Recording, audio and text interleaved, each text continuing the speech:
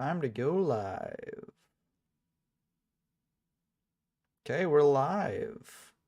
We should be at least. Okay, cool. So we've got another one of these local tournaments again. So always exciting to see. This time in Android format, and it should be a pretty fun one. So, yeah. Let's dive into it, I guess. We've got the 4 participants here. If anyone wants to join at the last minute, then that is definitely okay. But let me just double check on one person who might be joining here. And if not, I will join the voice chat. Okay, looks like no. So yeah. So I'm going to shuffle up the seeds now for the tournament here. So seeds are shuffled there. And yeah, let's start this tournament up. So we're starting the tournament. I will send the challenge link as well. So let's just send that in the locals chat here. So we've got the locals chat there. And yeah, we should be good to go now.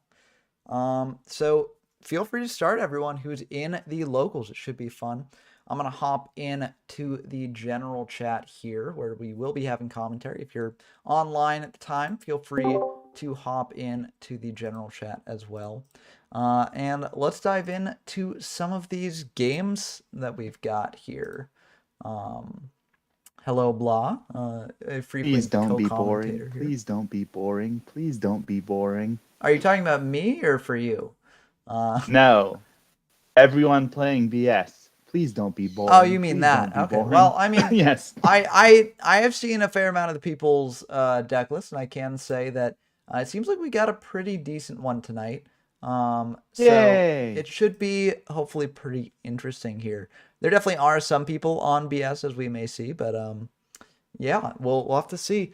I don't think anyone started yet. Maybe I should send out. I'll wait to see. I'll just say locals have begun. But yeah, I don't think anyone's started yet. It is 8. Yeah, it's 2 past now. So I guess we're getting off to a slow start. I mean, it is a smaller locals tonight. Only about 4 people playing as opposed to 8, which we got last time. So I think it might just be a sign that, like, Android isn't as popular of a format as some of the other, like, less explored formats, especially on my Discord, because I feel like a lot of the reason why people join the Discord is to, like, dive into these formats that are really underexplored and, try out all these different strategies there. And Android is one of the formats that, it was on Format Library for a time. People have played it a bit. And so, yeah, there's like less to really explore there. It's not 100%, devoid of exploration because there are some very interesting decks that do top, as in the last Android format tournament where Yami Chaotico actually did very well with Equip Aggro. But it definitely is a bit less sort of, unexplored territory. You're paving a new path at some of the other formats that we've got, like Fiber. And bluntly, we also just prefer Joey Pegasus. Some people do. That's definitely not the general consensus, but that definitely is. Some people do definitely prefer that. I think we actually do have a first game here between PJ Darkness and Danny Droid, getting off to a good start. Hopefully, if I can. Yep, there they are. So let's dive into that one. See what they're playing here. But this should be pretty fun to watch. I mean, it's been a while since I featured some Android content on the channel. It wasn't the most popular content on the channel as well. Like, I feel like a lot of the other formats that I covered were a bit better, but, we've discussed that and reasons why that could be. A lot of the decks that I showed off basically boiled down to like a slight variation on the good stuff build. And so people weren't really as big a fan of that. But yeah. Wait until you get to Teledad. Oh, Teledad will be fun. I'm really looking forward to Teledad. I think that. Oh, it'll be very similar to Android. Yeah, but playing one deck. How many ways can we play that one deck? I mean, I do think that Teledad has some very interesting gameplay, though. I mean, Android does too, but Teledad has a lot more complexity to it. And I am excited for that sort of thing. Like, if you're a longtime viewer of the channel and you've sort of heard me talk about these things in the past, then you might know that I'm actually not like I don't mind tier 0 formats. I think they can be very fun. And when you have just a variety of retro formats to go back to and explore, I think that that sort of makes the sort of problems of tier 0 formats a lot less bad, because like, as opposed to, you know, if you're playing modern tier limit format and like, you know, you're in that format for however long a period of time and, you know, you can't really escape it if you're playing the modern game. If you're playing retro formats, it's a lot easier to sort of pick and choose what you actually want to play at a given time. And if you want that sort of gameplay, you can actually go for it. You have the option there. So yeah, We're that's one of the reasons why I like exploring these old retro formats. But we're in Kashtira world now. yeah, well, I mean, it's not tier 0 there from what I've heard. No. There is some competition, especially recently with like things like Pearly, and some other decks as well. But this is a very interesting start from PJ Darkness. Not actually bring out any monsters after a pretty good start with the Pot of Greed and Force of Sentry. And they do reveal that they do have a monster. I guess maybe they were saving that. If they've got like Torrential Tribute on field, that would make a lot of sense. And it looks like they do indeed. And they did. Yep. So that makes a He lot of must have sense. Danny must have top deck duo. Probably, yeah. Or else, Yeah. you know, PJ would have known about it from the Forceful Sentry thing there. I mean, something else they might have done Yes. is just tried to preserve cards in hand to sort of make the duo less bad. Oh, well, I feel like they probably topped the Comfy there, maybe. Because Probably. I feel like if you see a Forceful and a duo in your opponent's hand, then you're like, okay, well, especially given that we now know the contents of PJ's hand, you think probably like, well, you know, at least with duo, if they do hit one of the elves, I've got the other elf, right? And I can set up Torrential here to stop the opponent's monster coming out, so it's a pretty decent position. We can see in the chat that Danny had confiscation, not duo. Oh yeah, So yeah. I guess I didn't see that. PJ felt that Sentry was worse, and he'd be fine with losing something to confiscation. Yeah. And also, I will say with Comfy, it does cost life points, whereas Sentry doesn't. So that could also be something on PJ's radar here. And also, as a note, I just want to point out this turn, PJ did not set Torrential Tribute here, which I think is a very smart play. Because your opponent knows you've got TT in hand.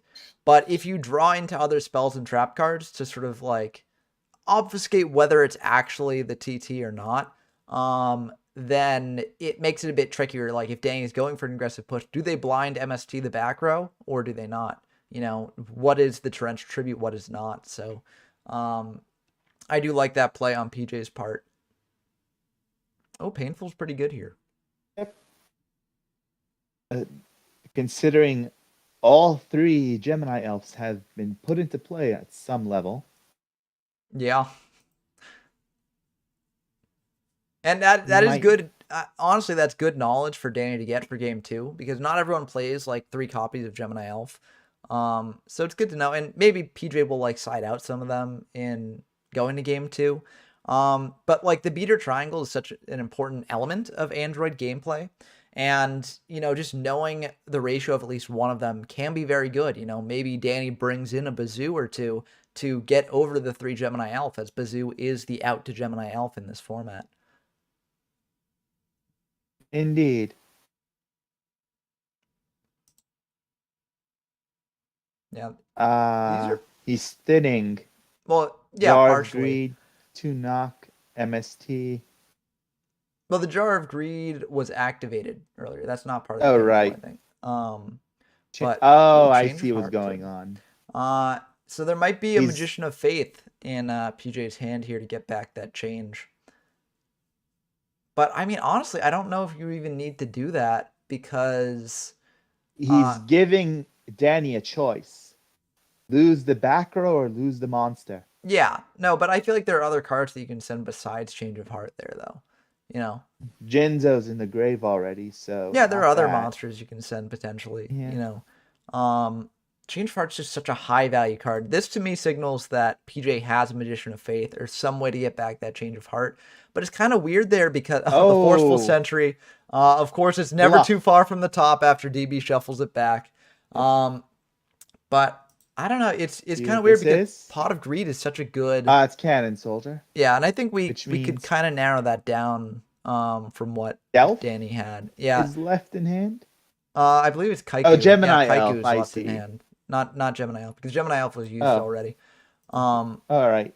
but yeah, there is a Kaiku left, and the Kaiku cannot actually stand up to the Gemini Elf on field. And the downside to sending all those MSTs here is that now Danny can feel pretty safe with what back row they set. Not 100% safe. But and that's why PJ didn't send all 3 MSTs because you want to keep the element of surprise. Like you don't want Danny to feel like, okay, I can set all my spells and traps fine. But Heavy yeah, Storm is also available in it the is deck if available. It's needed. played a lot less in this format than you might expect. Because Heavy Storm is semi-limited, but most decks do not play it at 2, which is very funny to see. And a lot of people who come into this format new are very surprised by that. But just the reactivity of MST is so powerful in this format. Interesting. The Kaiku comes down maybe to try and bait the Torrential if Danny's trying to bluff removal for the Elf. And the Torrential does indeed get triggered here. So if that was Danny's play, then bravo. But it would have been a very risky play otherwise. So Danny likely does have some removal here for the Gemini Elf. But we'll have to see what PJ does here. If they've got another monster to bring out. And it looks like they do. They've got Shining Angel. Very interesting card here. That will die to Trap Hole, Jowgen's in the unfortunately. deck. But maybe Yeah, Jowgen, maybe Jow. White Magical Hat. Those are really the only 2 good light targets, unless you're going all in on lights and you're playing things like Hoshiningen. But really, that's not not a good strategy. I mean, people have tried out a little Oh, bit. there's the But third MST. yep, and that Uh, that hits a Heavy ah, Storm. There's the Heavy Storm that uh, we mentioned earlier, but not the most high impact card probably if you're PJ Darkness here. I mean, I guess it protects top decks into things like Mirror Force and the like, but kind of iffy. And they're just going to set one and pass back to Danny Droid here.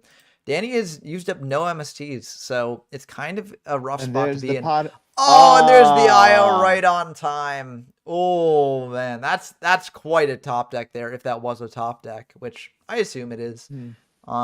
And this also does make or actually, yeah, it might not be a top deck because it makes PJ's play of just blind MSTing the back row make a lot more sense here. But Danny's in a really tough spot here. They're at 400 life points. That is death to a cannon soldier, basically. Yes. Speaking of that, he's didn't get rid of the Cannon Soldier. I Yep, guess which because it's useless. no, I mean, not just because of that. If PJ top decks Monster Reborn, that's just the end of the game because you reborn Danny's Cannon Also, Soldier, that and there you go. useless to Danny. Other than there's Yeah, the that too. Yep, game and one. that is the end of game 1. Very, very good game there. I think that there was a lot of pretty interesting technical play there. I am very curious to see if Danny actually did have a removal card for the Gemini Elf, or if that was just to trigger the Torrential Tribute. But then again, PJ didn't really give Danny a chance to show off the removal because IO was shut down any sort of spell that would do that. Also, Danny was on the back foot the entire time, Oh, for despite the sure. confiscation in duo. Yeah, I An mean, example of how those cards, while strong, aren't yet as strong as they're going to be. yeah, and I mean, PJ was able to Forceful Sentry turn 1, which was pretty big in addition to Pot of Greeting. But they couldn't actually get rid of all of Danny's hand rips. And the hand rips, I mean, as you said, they're strong, but they're not game determinative in every case. And we saw this here. Danny was able to still use the Comfy and a duo on top of that. So arguably getting more hand rips on PJ than the reverse. But they still were not able to win. So, I mean, I do think that in formats like this, honestly, the power of top decks can really make the hand rips less impressive than they might seem. Still very good, but not as good as they would be otherwise. Painful Choice in the opener is pretty great here. Also, Dump Truck and Soul are in game one. Very interesting so far. Skull Layers in play. Oh, Skull Lair is a very good card in this format due to the Yes. sort of mistranslation that allows Skull Lair to banish any card from the graveyard, not just monsters. Um, so that's good to know. And it is a All very right. popular card this format as well. Oh, Back to the one that's we're watching. interesting. Now there's a bit of a oh, that's very interesting. So this implies that Danny has Duo and Jar of Greed in hand. Um, but yeah, PJ is fine giving Danny the Gemini Elf, which is very interesting. A lot of people would give the Jars of Greed here, as the Jars of Greed just like are sort of cyclers. But yep, There's the there's the duo. duo. And I assume the Jar of Greed's going to get set here at the end of the turn. But Yeah.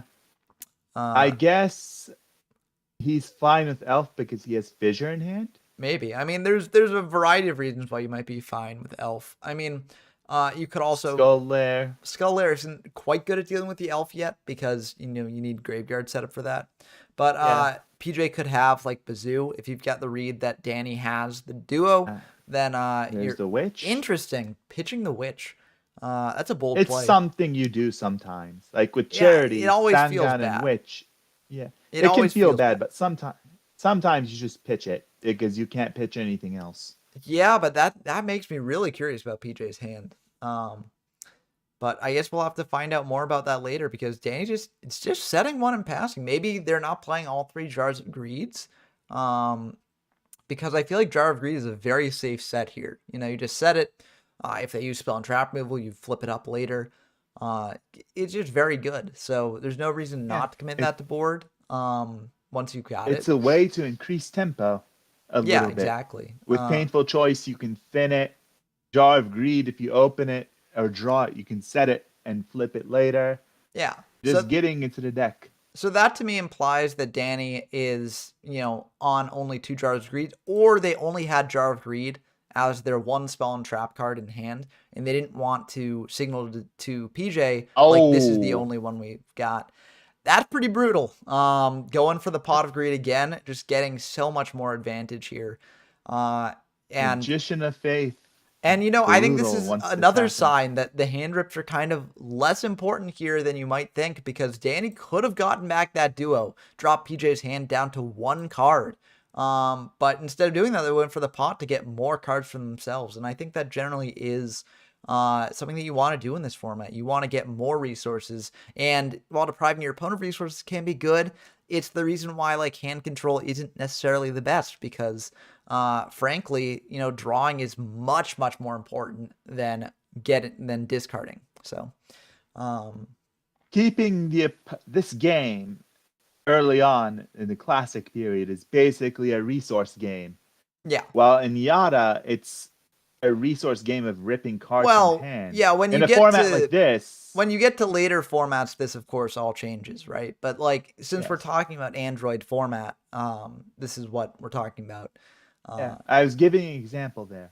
Just say in Yada, hand control is the best deck, and Yada Garasu exists. So Yeah, I mean depriving Yada the opponent of Garasu, resources. like, and I've said this for Fiber too, because I actually do think that hand control, like the first format where I think hand control is actually like potentially tier 1. I mean, you could argue that it's Critter, but in Critter, I feel like hand control is just sort of a worse like mass control deck, honestly, most of the time. Although some people could definitely classify it as being interesting, going for the MST. There's the Jar of Greed. Yeah, I feel like I don't know. I would have gone for the MST before committing the Snatch deal, but yeah, I mean it works out fine either way. But anyway, I feel like the first format where hand control really comes into its own and is like very good is in Fiber because Yada Garasu comes into the card pool and that gives hand control a solid win condition. Because if you can deprive your opponent of enough resources and then just stick a Yada, you just win the game. And I feel like that is really what the deck needed because in formats like this, it's just very underwhelming. I mean, I know it's got some major champions in the YGO from Zero Discord, but I mean, it's just never sold me really. It's still pretty strong. Yeah, it's like, not bad. Like, I mean, I think it's like tier 2 probably. Like Treasure, Imperial, and Android, and Joey Pegasus to an extent. The deck exists. It's Yeah, there. I mean, I You can don't think play it's it. bad. It's just like for me, I like most decks to like really justify their existence, and I don't think hand control does that. Because and by justify their existence, I mean just basically like do something unique that's actually like worth doing. And actually does like help you win the game. And I don't think that hand control Okay. really does that as much. It just feels like a watered down version of other resource oriented decks that are just doing things better. So yeah, I mean that's my take on the deck. It's definitely up for interpretation. People do swear by it. I'm just not one of those people, and that's fine. I mean, debates like this will definitely exist in these formats, and frankly, not enough people have really tested these out to really make like firm sort of concrete statements on all these things. So I could definitely be proven wrong in the future. Um, that's just my opinion at the Okay. moment. Very And interesting now here. cannons. Oh, Ah. yep, that's pretty good. Um, still, Okay. Yeah. hmm, And this we're this about to find out. this is still a bit interesting because honestly, I feel like maybe you wanted to change of heart the Shining Angel just to clear it. But if Danny's got like a Fisher in hand, then what they could do here is just attack over. I don't know. They actually are going Yeah. to attack into the Shining Angel here. I also don't really like this ordering. I feel like you attack in with the Gemini Elf into Shining Angel first, and then you attack in to the Witch, because then you sort of give PJ the debate like, do I get out another Shining Angel? Do I get out like, the end target of this card? So I don't know how I feel about this attacking order. But I mean, Also, while we were busy talking about hand control, a major reason to pitch Witch was revealed to us with Monster Reborn. Being able to revive the card from the graveyard oh yeah, but I and mean, then is use its that effect later. I'm still not sure that that's worth pitching the Witch over something like Shining Angel, right? Or even something like Snatch Steal. Like I value Witch over Snatch Oh, Steal personally. Um, I guess he didn't want PJ to keep Gemini Elf and didn't care about Shining Angel. But now, but now it's a unless that perfect. back row is important, I mean, it's got to be something the like Mirror Cannon Force, Soldier's right? gone. It's got to be something like Mirror Force. You don't make this play unless Mirror Force, and it looks like PJ is going to play Unfortunately, around that. Jinzo. Yeah. It's still a very tricky situation for PJ, because if Danny has like Change of Heart or Snatch Steal, then the game could just end here. You Change of Heart or Snatch Reverse Steal could to have happened Jinzo, too. bring out Bazoo, If he and had, if and PJ had Change of Heart and the cat took the Cannon Soldier, that would have been exactly 3,800, and one Cannon Soldier tribute ends the game. yeah, it's just a matter of drawing off the top, right? Like as I said, top decks in this format are very important, and while they may not have a card at a certain time, it's a risk that they'll always draw it, right?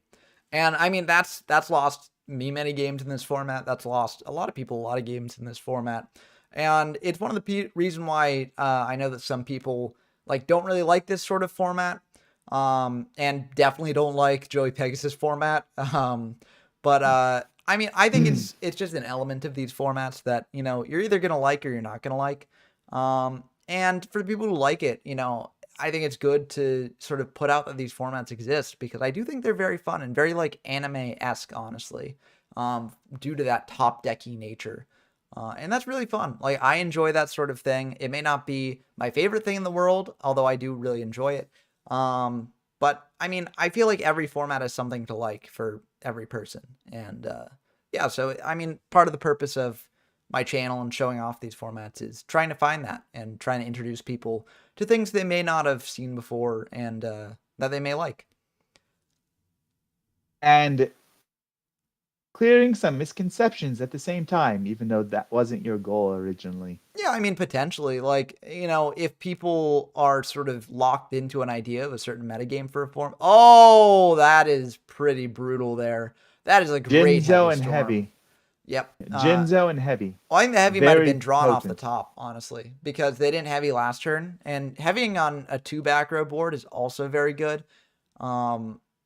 So yeah, but that hit some good cards there too. Like, oof. And it also like equalized the resources a lot here. Not completely, of course, But Tomato still on field, yeah, exactly. so And it replaces itself, yeah, or Sangan Witch and as I said, not can float in. completely by any means, but I mean, it is still like pretty brutal. And PJ is definitely clawing their way back from the major sort of, deficit that they had early on here. Um, Indeed.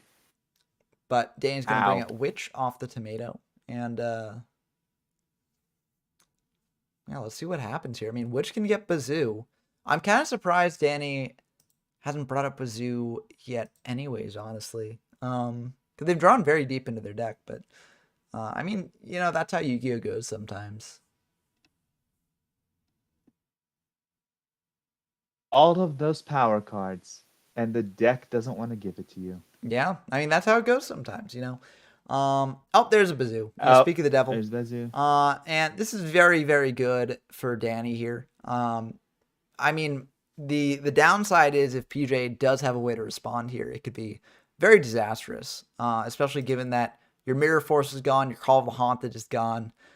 You've lost a lot of very good defensive cards here that could potentially stop you from losing on the crackback. But And in a format with very few of those. interesting, switching Witch to defense. I'm not sure I agree with that. I mean, I guess that you you are low on life points here, but you kind of gotta get aggressive. And you're not gonna lose from something hitting over Witch. Like, I can't really think of a situation where you would. Um, but yeah, I don't know how I Azus. feel about that.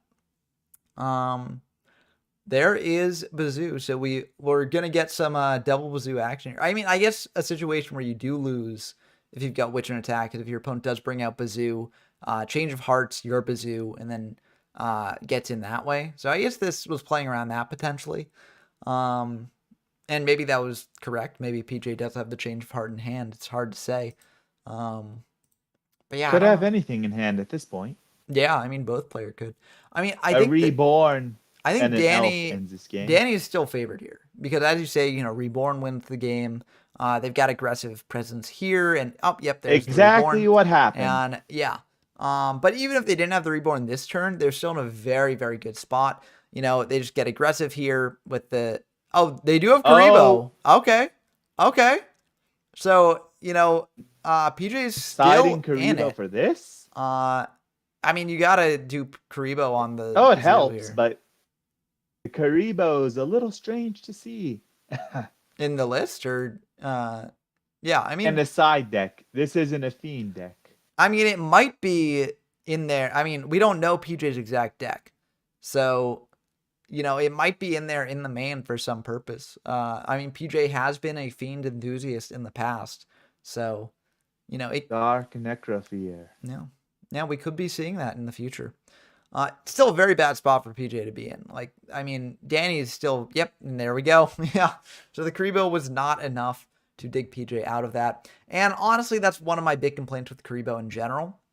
I do think that it's kind of underwhelming. It can buy you some time. And if you are playing a Necrofear deck, then sure, like it provides fuel for Dark Necrofear in the graveyard. But I think overall, it's just kind of underwhelming. Like, you don't need to be buying yourself time. You need to be making an actual difference on the game state. And Karibo just doesn't do that. So, I mean, I get why people like it, but it's just not my favorite card this format. Soul is currently ahead of Dump Truck 1-0. Okay. So they're a little bit behind this game. After this game wraps up, we're definitely going to be heading over to there. I mean, if that goes to game 3 there. Yeah. And this is going to be a very small local state. Oh, hello. We have a guest. Hi, Cole. Hey, Cole. Welcome. Is this an Android Locals? Yeah, we got an Android Locals going on. Always a pleasure to have you with us. We've got a pretty intense game between Danny Droid and PJ Darkness here. If you want to jump in to the Watchers chat there. But has it started yet? I'm just game 3 hasn't started yet, but it's been very intense so far. So I'm very excited to see game 3. Is just a heavy storm away from having no cards. Oh, interesting. Oh, game 3 is starting over here. Cole, I agree with you in the YouTube chat. We definitely need more chat. We don't have many people watching the stream at this point. But yeah, if you're Just out there, 4. like, let us know what you think of the stream so far. Oh, Mirror Force. But And now heading back. well, yeah, over here we've got a confiscation in Yeah. the opener, which is very, very good. But as we said, not game determinative necessarily. So let's see what PJ is going to hit here, and we may get a glimpse at Danny's hand as well. TFS. That is a Raigeki. pretty good hand there. Oh, the Forceful Sentry, Raigeki. Unclear if Jar Jar is MST. Morphing Jar or Cyber Jar. But it's still, I mean, either way, Morphing Jar or Cyber Jar are very good. Yeah. I mean, Forceful And Sentry Tom goes to Grave is here. Tomato, I assume. Oh, Tomato. Oh, Probably, no. yeah. Send that Oh, Forceful no, Sentry no, to no. Grave. Yeah, I mean, it's fine that PJ caught it. But yeah. That's something that, I myself have mixed up as well. So it's not it's a very common thing that happens in these games. But yep. Usually doesn't end in shuffling the deck, though. No, it can. But it doesn't matter ultimately. Oh. That's pretty good. Although I want to point out, I'm never a fan of going Comfy then Duo, or Forceful Sentry then Duo. I feel like you always want to Duo first and then go for the Knowledge Hand Rip. And the reason for this is, that was great. That was great hitting the Raigeki there. But you always want to sort of, take the best cards out of your opponent's hand, and you might hit something lucky with Duo. So you want to Duo first. You always do the random effect first. Exactly. Yeah. At least in this format. Yeah. Starting for sure. Joey Pegasus, if you have Sentry, are always activating that first. No, I don't. I actually Serpent. don't even agree there. I think that there are cases where you do want to do that. But I actually think that even in Joey Pegasus, the odds of opening Sinister Serpent, is low enough that you do just want to open with Duo. If they've got Serpent, they've got Serpent. That's unfortunate. But you still want to do it. I mean, also, if you've got Comfy Duo, what do you even care? I mean, if you Comfy the Serpent out of their hand, it's not going to do anything. The only really case where it actually does something is if you got Forceful Sentry in Duo. And I just think it's better just to Duo first than Sentry. Especially because Serpent doesn't really do much in Joey Pegasus, honestly. It does do some things, don't get me wrong. Pitching it for Graceful is very good. But it just does not do as much as it does in later formats when things like Raigeki Break, Phoenix Wing Wind Blast, etc. are introduced. So, 5 infecting virus, but I think we've mentioned this before. Yeah, we definitely talked about this before, but it's good to bring up. Yeah. Cole, you can also say what to play in the voice chat as well. I don't mean to drown people out. Trying to get something going. Yeah. Oh, I mean, I hope we get something going there. These locals, I know that the local streams don't really interesting. So Danny, what is he searching? What is he searching? I honestly don't know. That's very interesting there. He had Tomato, which he searched Witch off of. I don't. So he's leaving himself exposed unless he drew something. And he resolved Witch in main phase 2. That's an automatic game loss. Yeah. Yeah. Battle phase only. It happens when it's destroyed. Oh. Blaze Phoenix is watching in the Watchers chat. Oh, that's awesome. So what? Blaze Phoenix is why didn't he just leave it in attack mode? That set card might be something. Yeah, other than Jar I of Greed. really don't get that play there. I do want to respond to something that DK0 says in the chat on YouTube, where they say, IDK about Duo first in JP and on. In GOAT, people often activate Dust Shoot before Duo if they got it. And I definitely think in GOAT, you definitely don't blind Duo. But, I think the main thing that puts Serpent over the top is things that can actually abuse it. Things like, Raigeki Break, Phoenix Wing Boom Blast, Tribe Infecting Virus, etc. Graceful Charity can also abuse it.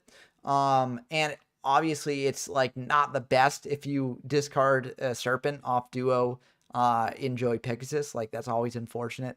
But ultimately I think because it's not as broken in Joey Pegasus, I still do favor just going Duo first and then and then forceful or comfy, etc.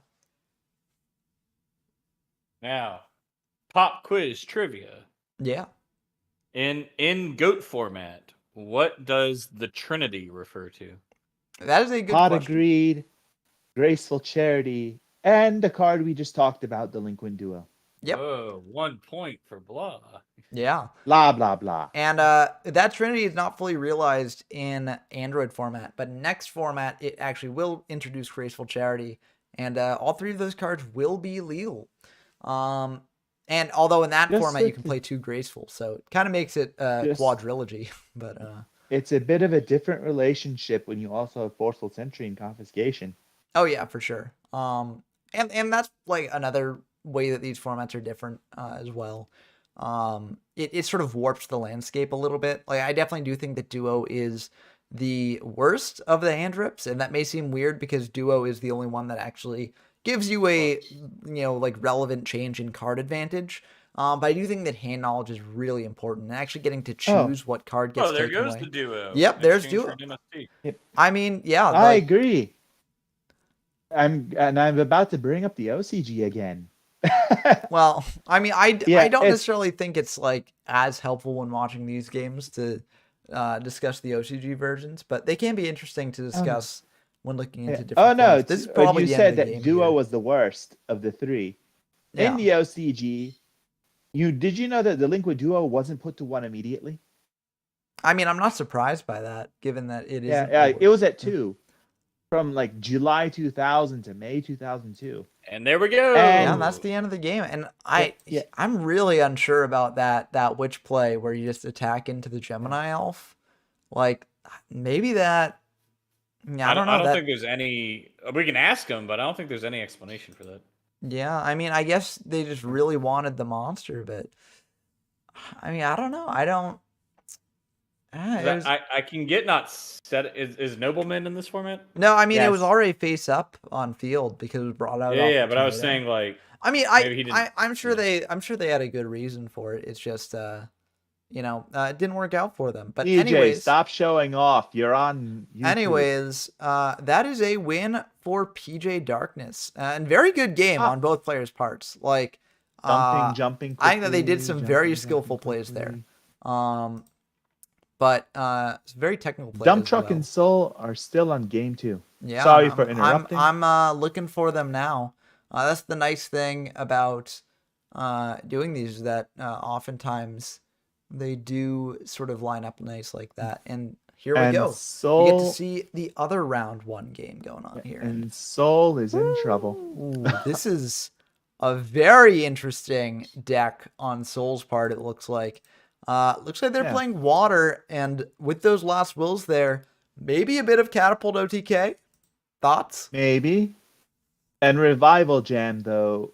Why no card of Safe Return? Card of Safe Return It's is actually really bad. useful with it. No, it's bad. Like, I mean, I'm sorry. It's just not good, this format. Like, because, basically what you've got to do is you've got to activate it in advance before the Revival Jam is destroyed, right? And then, your opponent's got to play into it, like, repeatedly for you to get a negligible advantage off of it. It's just not worth it. It's like there's so many other better cards that you could be playing instead. Also, card of Safe Return dies to like MST. I mean, it's not high impact enough in this format. There aren't any ways to really abuse it in this format, and so it's not that good. My favorite part of these, I think the whole reason I'm subscribed to your channel, really, on top of I played the heck out of Yu-Gi-Oh at this time. There's Witch. Okay, but no Jinzo. I Sorry, Cole, love. continue. You're fine. You're fine. I love putting myself in the shoes of the card designers at the time, and like why did they make this effect at this time? Blah blah blah. And there's a few cards that really interest me because they are. If you read the effect and you think this card had to come out in 2016, 2018, 2020. But then it was one of the first cards made, and we saw a card that I think is the epitome of that. Before I reveal it, I think the do we perfect guess? example of an old Yu-Gi-Oh card is two-pronged attack. Like that is Oh, just yeah. That is an early Yu-Gi-Oh card. Iconic. Very early. Yeah. Like OCG starter box early. Yeah. It's one of the first trap. It's actually the second normal trap ever released after Trap Hole. And I Well, get yeah. why they. Oh, interesting. They actually do bring out There's the the catapult. turtle here. But yeah, that will die to the skull layer. And Do you Dumptrick think he brought? Oh, sorry. Oh no, yeah. Requires a little extra because of the higher level. Yeah, I think he brought the turtle out solely because he's like, I know everything's gonna die to skull layer. Let me just let him banish one more card. Honestly, that's not a bad play. Like, yeah, but it looks like they don't have an MST or something to actually make Dump Truck have to banish again. So yeah, it's looking really bad for Soul here. It's kind of been bad the entire time from what I saw. Yeah. Bad. Raigeki That will was help. the Raigeki. Io will. And there's the Oh. MST. Okay. I dig it. The unfortunate Put thing that here on the highlight reel. Yeah, no, that definitely would be going on one if we do Oh. have one. But Elf Highlight is a reel pretty shorts. good search target here. Yeah, definitely. And Soul's got to have some way Highlight to real stop it. shorts. Yeah. Yeah, we could do some shorts with this. I'd have to adjust the sort of aspect ratio, but it's definitely something I can do. It's pretty. It takes a little effort, but it's not too bad. Yeah. Compared to like a regular video, it'd probably be less time overall. You have to That keep, game, you have to keep it's game. switching. Oh, there we go. Yep. It- Desperate times call for desperate measures, I guess, on Soul's part there. Game started later, but it's been more grindy than Danny and PJ was. Yeah, I think we could definitely see that from this game here. But very good gameplay. I'm curious to see game 3 because we haven't really seen much of these two decks in action. But Soul's deck looks super interesting. So I'm curious to see if we'll be able to see that pop off. And yeah, I'm looking forward to it. But not to leave the viewers waiting. What was the finale of that long speech I was going on? Oh, I know these are not the same format, but it's all early. No, yeah. And it is interesting. Yeah. Like, I mean, especially you look at a card like Card Safe Return in this format. It's interesting to think what the designers were doing there because also, a card like that gets broken much later in the game when special summoning becomes much more prevalent. But it is an interesting effect here, and there are some cards that can synergize with it, not like super well, but okay enough to potentially put into a combo. Pretty much broken immediately if you look at the OCG. Well, but like I said before, how the TCG list is curated. A major part of that curation is premature burial at 1. Yeah. Well, yeah, if you've got premature burials and giant tornadoes, then that would definitely affect things. But And I mean, card destruction and even Upstart then, Goblin. I mean, yeah, for deep draw decks for sure. But like, I mean, even then, it's not like super broken with pre-mat into Trunade because like, I mean, for deep draw decks, it's very, very good.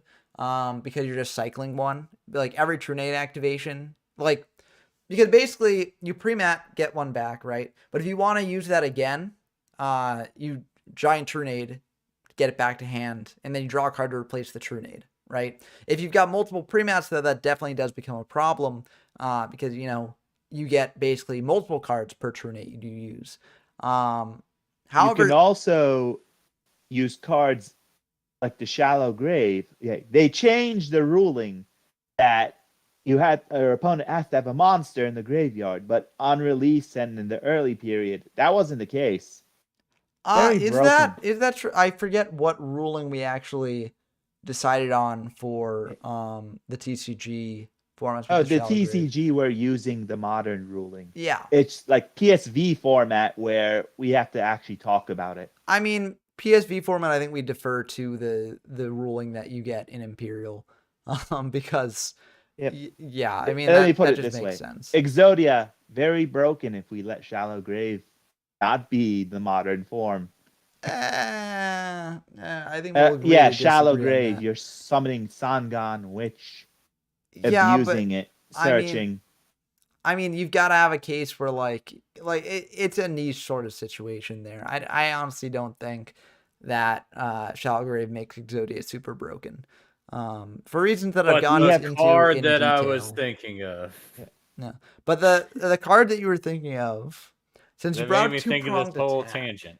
Since Well, you brought no. So, and just obviously these are different formats, but within Mm. early Yu-Gi-Oh, we have a card like two-pronged attack, and then you go to the fusion deck, and you Mm. have a card like Fusionist. Yeah. It's 3 cards to summon a card weaker than one of the other cards. Yeah, And Flame then- Ghost. And then we have the card I've been hyping up this whole time, Last Warrior from Another Planet, which just says Oh, yeah. neither player can summon monsters. That is such a bizarre early Yu-Gi-Oh effect. But it's also We- awesome to see. I mean, I love things like Last Warrior and Last Turn and all these just very unique effects for this point in the game because it's just like it's so cool. We even talked about that in the last locals. Well, I tried to when mentioning Last Turn and Cyberstein and Last Warrior Yeah, and how that was meta in the OCG. in the OCG. Yeah. Yeah. Not really here because Cyberstein came out a bit You too don't have late for us here. Cyberstein. Yeah, Excellent. but I mean, I think that not having Cyberstein in these early formats is excellent because Cyberstein's kind of a busted card.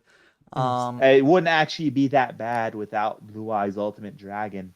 Uh, Like it's like What do you have? Fiber Meteor? format is really the first time Cyberstein would really be broken. No, I think the format when Last Warrior from Another Planet's introduced would be the first time that Cyberstein's broken. Personally. Potentially, like Light of Intervention is still a continuous trap card, so MST pops it. Yeah, but I'm not necessarily talking about Light of Intervention. If you've managed to stick a Last Warrior from Another Planet on field, you don't necessarily need the. I think honestly, Light of Intervention is sort of like going over the top. Like you don't need it in order to have a very dominating game state. So yeah. But I'm curious. We haven't really talked about this game going on here, and interesting. Soul took the Comfy instead of the Pot of Greed. That's a very interesting choice. I'm not sure. What if he loses the Comfy here? I mean, he might. I mean, if he does, then you would have lost the Pot of Greed either way. But it looks Rush like recklessly that will instead. dodge. Rush Recklessly, a very interesting tech card in these formats. Always cool to see. You know, gets around Jinzo very nicely. And they're gonna pitch a Snatch Steal as well. Seems like they've got a very powerful hand there. Oh wait. And Heavy Storms coming down. So there's Rush Recklessly. I wonder if someone passed. Between Pot and Confiscation, I wonder if the thought was, at the time, he was looking at having after draw 6 cards in hand. His opponent had 4 in hand. So I think maybe he was doing some kind of math where he's like, Pot will add, 2 extra cards to 6, but Confiscation will drop him from 4 to 3, and that's a bigger drop. It could definitely be something like that. It could also just be because Dump Truck has Witch on field, and Witch will be able to search, and Compy takes what Witch searches. But yeah, I still feel like maybe Pot was the better choice. I mean, I don't know. I've said earlier in this stream, I just really value gaining more resources as opposed to necessarily depriving your opponent of them. But I don't think that Comfy is a bad choice at this point in the game. It's just not necessarily what I would have picked. But I'm curious to see how it works out for Soul here. And it looks like Dump Not Truck Mirror will Force. take that attack. Interesting sequencing on this. Because I feel like you might want to attack with the Revival Jam first, potentially banish the Witch, which is really annoying to have engrave and potentially revive later. But I mean, I don't hate it. It's just like, yeah, I don't know. I'm not sure if that's the. Oh, that's why. Yeah, no, that's what I was saying with the, you search, you copy whatever Witch searches. I like it. I think because we're in such a simple game state right now, I think the Confiscation does more damage since you knew which was on field. Yeah, and we are in the end game, Yeah. and as you say, it's very simplified at this point. So like, Soul could potentially just wrap it up with this. Very quick end game. But I mean, not many cards. I mean, you gotta have the read that if you're Dump Truck, you've got to set your most powerful like spells or traps here, right? And oh, interesting. I'm kind of surprised that the MST premature. is still in hand. I feel like that would be something that you just set. Compy's coming, so like. Now he did pop the Storm last turn to set a card. So I wonder what card he set to get around Confiscation. Yeah, I mean that's the curious thing. Like it's got to be something good. It probably isn't like a Mirror Force or something. It's tough to say. And it looks like Dump Truck He drew drew a a monster monster. off the top. Could be a Magician of Faith, in which case Soul was definitely correct for going for the pot in the duo there. But very interesting to see what we'll see here. MST is still in hand on Dump Truck's part. Yes. And Soul does know that. So curious to Soul see knows MST's in. what they do. Dark Hole, that's very good. That's very good. Yep, and there's It was Magician of Magician of Faith. Faith. So yep. And So- that might be the end. Oh, last will on Uh-uh. top of it. This could He's very going to easily summon be the Lily. end of the game. No, he's not. Now, no Lily Lily in doesn't this exist format. I So know. this won't He's be the game proponent. on board, but it is Yeah. pretty likely to be game, especially when you search out which can search out another monster here. Oh, and the double last will. You have the read that the set is not Mirror Force, or else Has to be another revival jam. yeah. So wait, does he have No. catapult? Yep, there's Yeah. catapult. I'll do Normal it. summon game. Yeah. But yeah, the attack And not is Mirror Force. Yeah, not So- Mirror Force. I mean, you could have the read of that the other game as well. I mean, honestly, if I was Soul here, what I'd do is I'd activate because Last Will is still the broken version at this point in the game. So what you could do is you activate Last Will so you activate the first Last Will to bring out the Witch, then activate the second Last Will, but not summon immediately. So then what you do is you attack with Witch, see if they've got a Mirror Force, and then you bring out the other monster off Last Will after that. Yes. But- That was a risky play. Yeah, no, I mean, you had the read that it wasn't Mirror Force, so I think it made Yeah. sense. But very well played it on was Heavy both of their Storm. parts, I think, here. Very, very good. And now we have our finals here. We've got Soul versus PJ Darkness. And I That's good. think that neither of these players are actually Locals Legends. I don't think they're Locals Legends, but I don't think they've won a Locals on the Discord and thus gotten the Locals Legend role. Nope. So this is gonna make history here. Awesome. to see. Someone new. Yay. Yeah. So very, very cool. So now we got the finals coming in here, and I'm excited to see what happens here. Any Yeah, Go predictions? Soul. Run us through what two deck matchups we're seeing again. So it seems like, okay, Soul's going to be on a quick bathroom break, so it looks like we've got time to. Soul is apparently on a sort of like Catapult Turtle, Last Will style deck. So basically, Water deck. it's like water. But the goal of the deck Turtle? is to basically like OTK using Catapult Turtle. Which is very, very neat. And it's an idea that's been experimented with as far back as Critter format. But it hasn't seemed like too much success in Android, although I think it definitely has some amount of potential, especially if you play the Mother Grizzlies and the Mystic Tomatoes, like doubling up your recruiters, just to give you more fodder. John Golan, this format is Android format, so it goes up to LON. Yes, that's right. Yep. So yeah, but it doesn't include anything after LON yet. After April Fool's Day, anyway. Another name for this format. So this is April the Fools. same Android on Format Library as well, if you're familiar with that one. But yeah, the one right before Joey picks us. So it's very cool. Very, very interesting. A lot of things from Fiber are, have their origins here, like the beater triangle between Kaiku, Bazoo, and Gemini Elf. That originates from this format. More prominent here, too. Yeah, it's definitely more prominent here when you don't have things like Lily or Exiled Force, etc. So Or Rhoda to search things like Goblin Attack Force or Zambira. or Gearfried. yeah. I mean, Gearfried, I think it's the big one. Honestly, I'm not like the biggest. Gearfried fan. is here, though. Just not very useful. There's no Blast with Chain or Smoke Grenade of the Thief even to try and do anything with Gearfried. Gearfried's just a beater that resists Snatch Steal, which isn't terrible. It's just like not really as good as something like a Kaiku, Gemini Elf, or Bazoo. So If I think only it that's how had you beat me. 100 less attack. because you had Snatch Steal. Yeah, I played Snatch a game. Steal and no monsters. You had Gearfried kill me. Yeah, I played a game against Cole where that happened, and that was it's brutal when that happens. But Gearfried's annoying. Gearfried's annoying to deal with, and I'm glad that people are experimenting with it in Fiber. Curious to see the results of the Fiber tournament when that wraps up. And we actually are coming along quite well in the fiber tournament. Actually, like Let's get the link. while we're doing this, we can just go up to the fiber tournament here. See how we're doing there. But we're decently far along. The winners finals is almost set. We just need, actually, Blah and Soul need to play. And then after that, they'll face off against GBO. And then that will determine who the sort of, favored person for finals is. But the losers bracket is also still a lot of games going on there. A lot of stuff to happen, and very exciting. Alco and Big Rack have to fight. Yes, they do. So hopefully they will do that soon. If not, I will sort of, nudge them, be like, hey, are you guys doing this yet?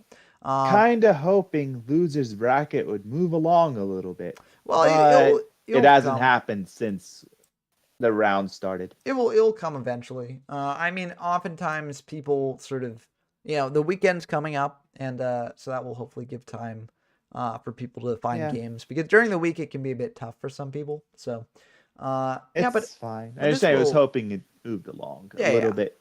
Yeah, it's one of the reasons why I haven't fought Soul yet. I wanted I don't want to discourage you from if you've got time to play, definitely play.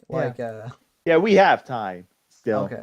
I was just saying that I wanted losers bracket to catch up a little bit further, so winner's finalist isn't waiting too long. Yeah, no, that makes sense. But if you wait too long, then GBO will be waiting. Yeah.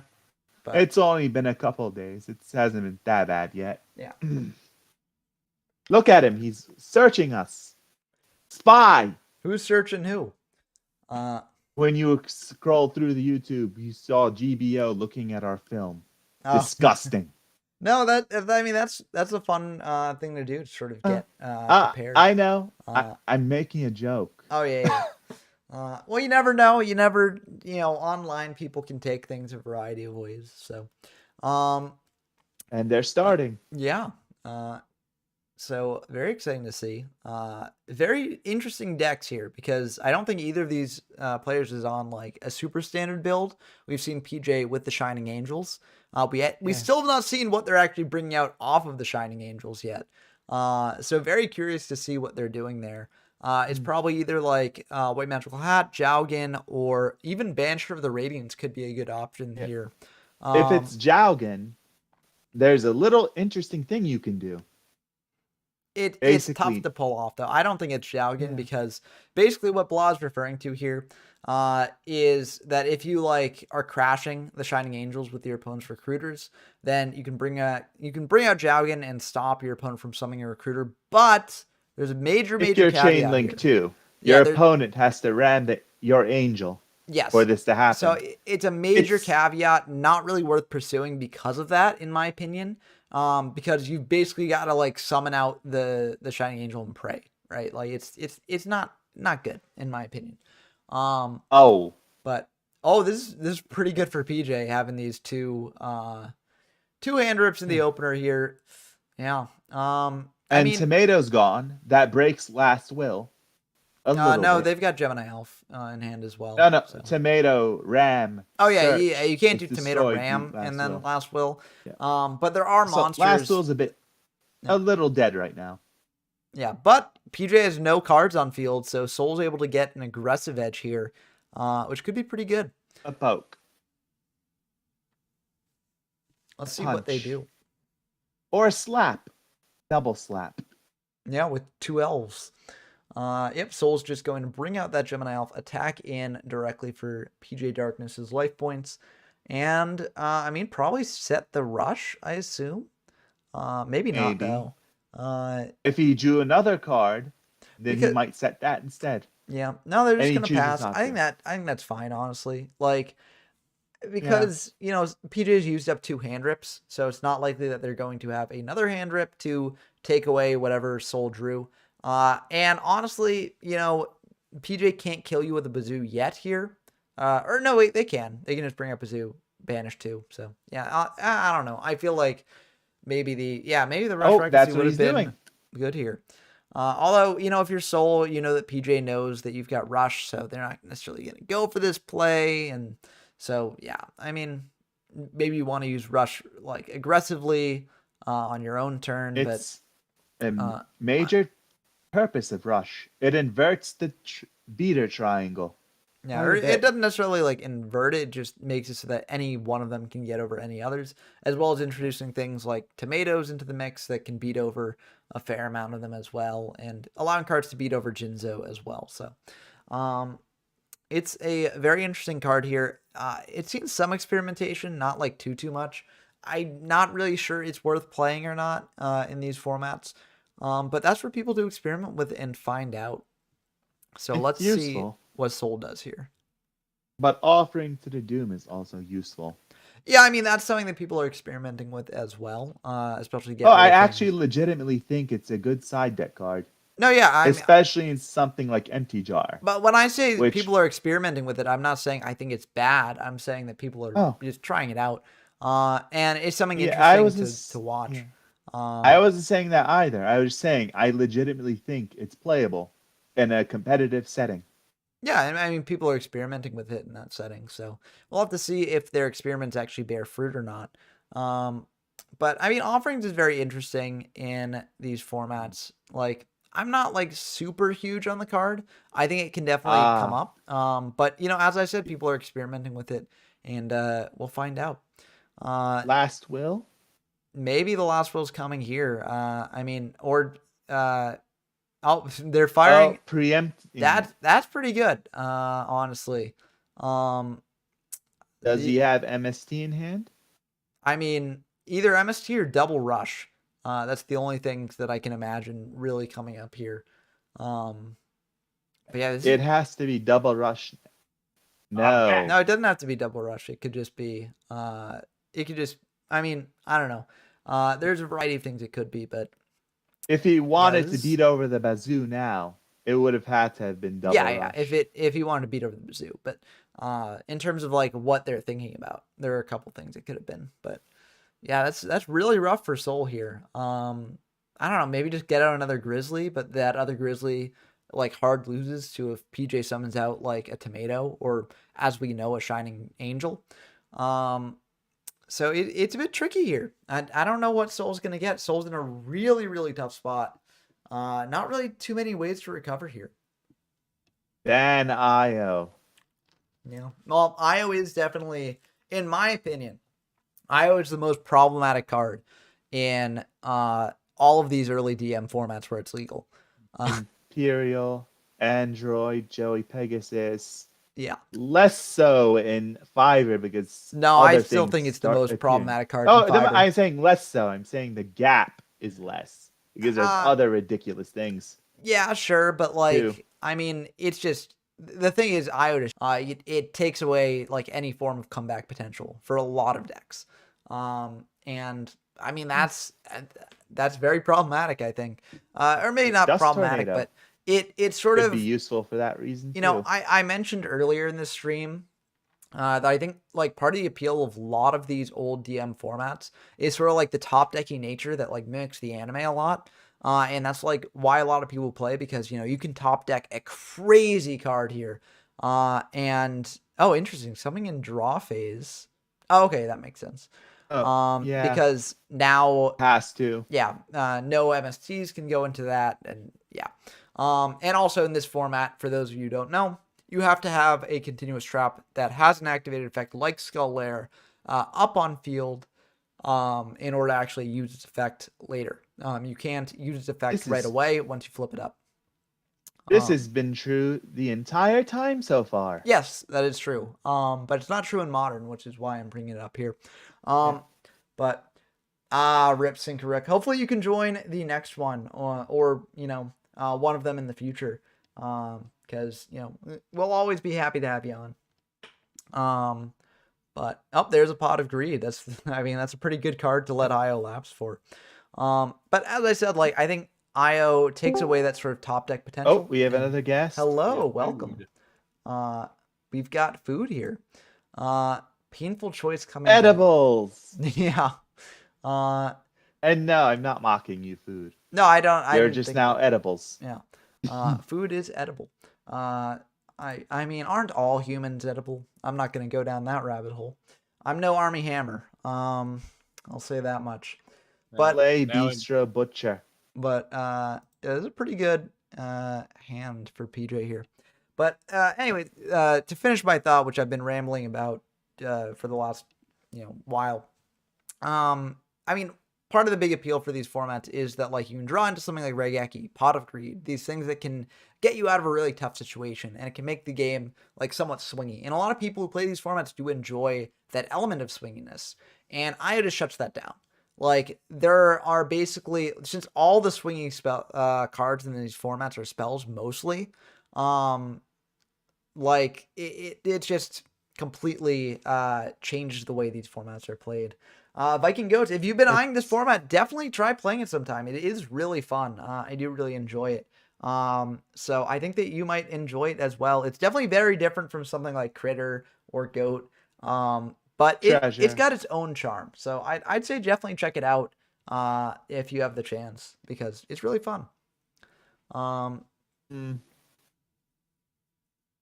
big think. Yeah, I mean, Painful Choice is a very big think card. Usually. Yeah, I mean, most of the time. And yeah, in some occasions, it's very obvious what you want to do.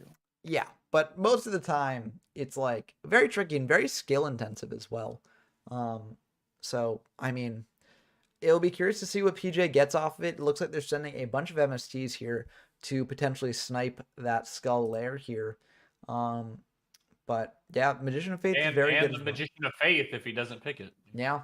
Although his soul does have something to deal with that Magician of Faith, then it's a bit worrying. Wait, easy, no. Could have sent Jinzo here. The knock is interesting. Well, Jinzo might be in hand. Yes. Yeah, I said he could have. Mm. Very strange he didn't. The knock is very interesting here. If he gives a Magician of Faith, I feel like you have to have knock in hand yourself. Oh, for sure. Like, if Magician of Faith gets picked, it might, because it is a card that takes, like, basically a turn of setup before using. Powerful, but... No. Oh, he chose knock. knock. There's the knock. That's yep. what I figured. So, that implies... I guess he has no intention of setting. Well, that implies that Soul has, doesn't have, like, a knock or a Raigeki in hand or something. Or I mean, yeah, you just don't set cards, and Painful Choice netted nothing. Snatch Steal. Snatch Steal is very interesting here. This is a net 500 points of damage each turn. Jinzo. Jinzo will, yeah, Jinzo's pretty good. Jinzo is in hand. The Jinzo was in hand, and that makes the knock really good here. And that's the risk of giving something like knock, because now, Soul's in a really tough spot. They can't set anything or else knock will get rid of it. And they're at 3,700, which is very, very low. So they've got to have some way to deal with the Jinzo, but the fact that they didn't give PJ the Magician of Faith makes that a bit less likely. I mean, they could have Dark Hole, and they didn't want to nuke their own Revival Jam. But yeah, it's looking pretty bad for Soul. They do have, I believe we know Rush Recklessly and Last Will, but we don't know the last card in hand. So yeah, it's a bit of a thinker here. Furthermore, yeah, thank you, Viking he Goats. has nothing. Thanks for stopping by and leaving a comment. The comments really do drive engagement, and hopefully we'll be able to have you on in the future as well. Ooh, ooh. Yeah, Bazoo for one the rush always hurts. But yeah, that is a Rush Recklessly. I mean, that's what you need to do here. Yeah. Oh, thanks. Yeah, and thanks, Viking Goats. Love the love. Even if the Aya wasn't in the graveyard, Jinzo prevents its activation anyway. A saving grace. Yeah. Now does PJ flip his own rush? I mean, that would be epic here. That would also be the end of the game. But yeah, that was pretty good. And now we know the last card in hand is the Last Will here. So it looks like Soul has somewhat turned this game around, but it's still very much a tough spot for them to be in. Bazoo drops down to 1,900 again, and this is a bit worrying. A Call of the Haunted would make all of this meaningless. Yeah, I mean, there's a lot of things that would make this game like end on the spot here. But it's just a matter of whether PJ has them or not. Change of heart Interesting particular. question for you guys. Mm-hmm. Maybe this is obvious and I'm just missing it. In the skull layer artwork, what's happening there? That's a very good question. There is a skull. I don't think that skull is, the owner of the lair though, because it seems some like kind of layer. kind of a pathetic skull. So, what I think it might be, honestly, the artwork for Mariokutai? It does look like that, and that's a skull. Oh, double skull Oh, layer. double skull layer. We got the layers overlapping here. It's like an onion, multiple layers. And also, by the way, you're officially a nerd for knowing the name and pronunciation of that card instead of saying like that big skull thing. Well, I mean, I don't think I got the pronunciation right, but Shiryo no Su, no. Ghost Nest. Yeah. So I guess it's That's more skull like lair ghost in lair. Japanese. I guess it's more like The ghost original lair then. term. Yeah. But it does look ghostly. Does Mariokutai mean something like ghosts or something, or do you know? Yukotai? Mariokutai, the skull, that goes into the Last thing Warrior that goes from into another Last planet. Warrior from another planet. Yeah. The only thing it's ever been notable for. Yeah. Despite having a cool effect. It does. Yeah, it's not useless. It just in most cases is very easy for your opponent to play around. It's actually not a ghost. What does it mean? It's Marioku Kyusho Kyutai. Spell absorption spear. Oh, okay, it's Yeah. a sphere, I guess, that looks like a skull. Yes.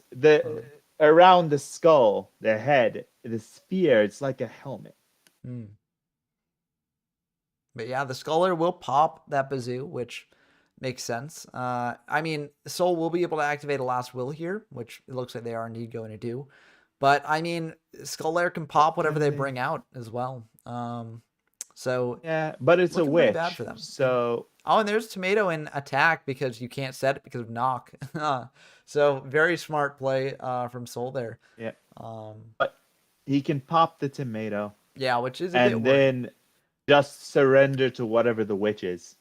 Yeah. Unless he has Bazoo, unless Kaiku.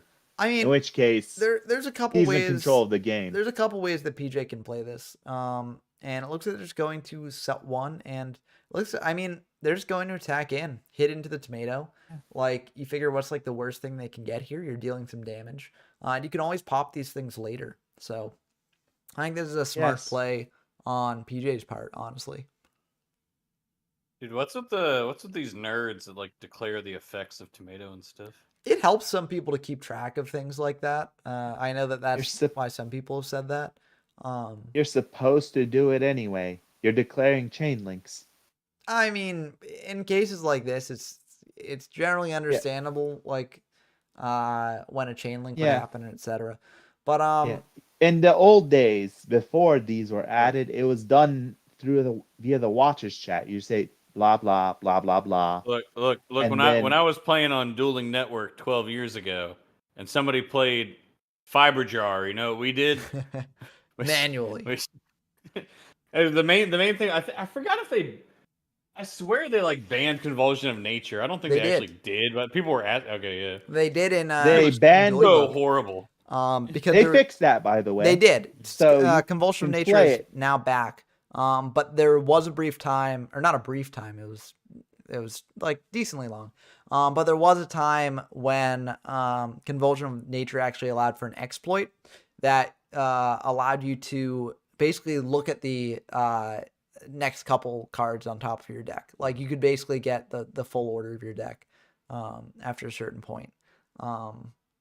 So it was banned from some GOAT format tournaments, I know. Because it actually is relevant for library FDK. But yeah. I did want to share what my theory was on Skull Layer. Since the effect is you removing cards from play, I think that weird color thing, I think that is the banish zone itself. Yeah, I can see that. I mean, the banish mechanic has been portrayed like in sort of very interesting, like vibrant colors. You know what the best card that shows it is? What? I think Return from the Different Dimension. Yeah, or Dimension Fusion as well. Yeah. Those both do that very well, and it does somewhat match the colors on Skull there. So I think we've got a bit of a Yu-Gi-Oh conspiracy theory here, and a pretty good one at that. But this could actually come back to bite Soul in a major way if the set is Morphing Jar, which is something that I just thought of.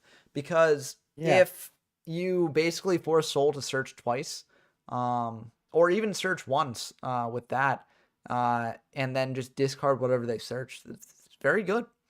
Yeah, Morphing Jars still pretty strong in this format. Yeah. And this is why I think Soul set the card from their hand at the beginning of the turn here. Because I think they might have the read that it's Morphing Jar, and they're just playing into that. That's a weird.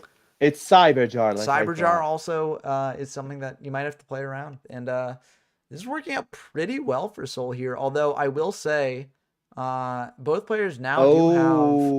Oh my God! Huge. The spells. That's huge. These are being dropped. Wow. Those spells from Soul. Yeah, that's pretty good.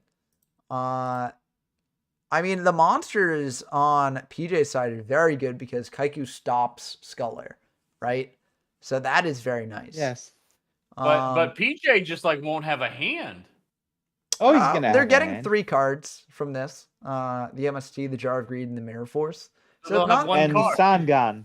It's not the end of the world. It's basically a monster. Yeah, Sangan gets a monster, but I'm referring to like PJ's hand here because Wait, what?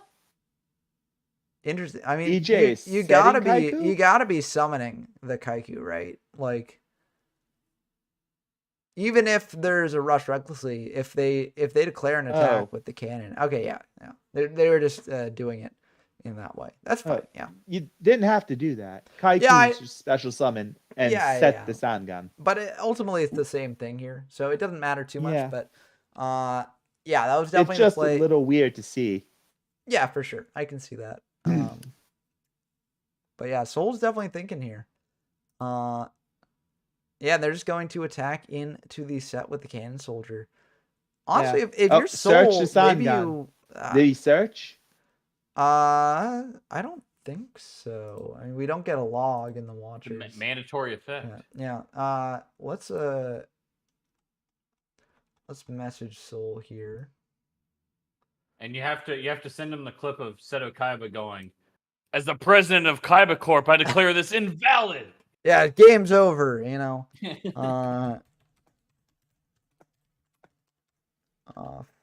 Same again. Okay. There we go. There we go. All good. They fixed it before the message even sent. But it wasn't done in the battle phase, so it is a game loss. That's true. Yeah. Sorry, Soul. That's just the way the cookie crumbles, you know. But what's y'all's opinions on rule sharking? I personally am not a fan of it. Like, honestly, like, I will let people take back things as long as they're not like game determinative, you know, like, or not game determinative, but like, as long as they don't, like, you know, you can't. I'm not gonna let you, like, you know. Let me give you an example of one I was stuck on. I had during the Fiber format, a guy played Reborn to summon Yada, and I told him Yada can't be special summoned. Yeah.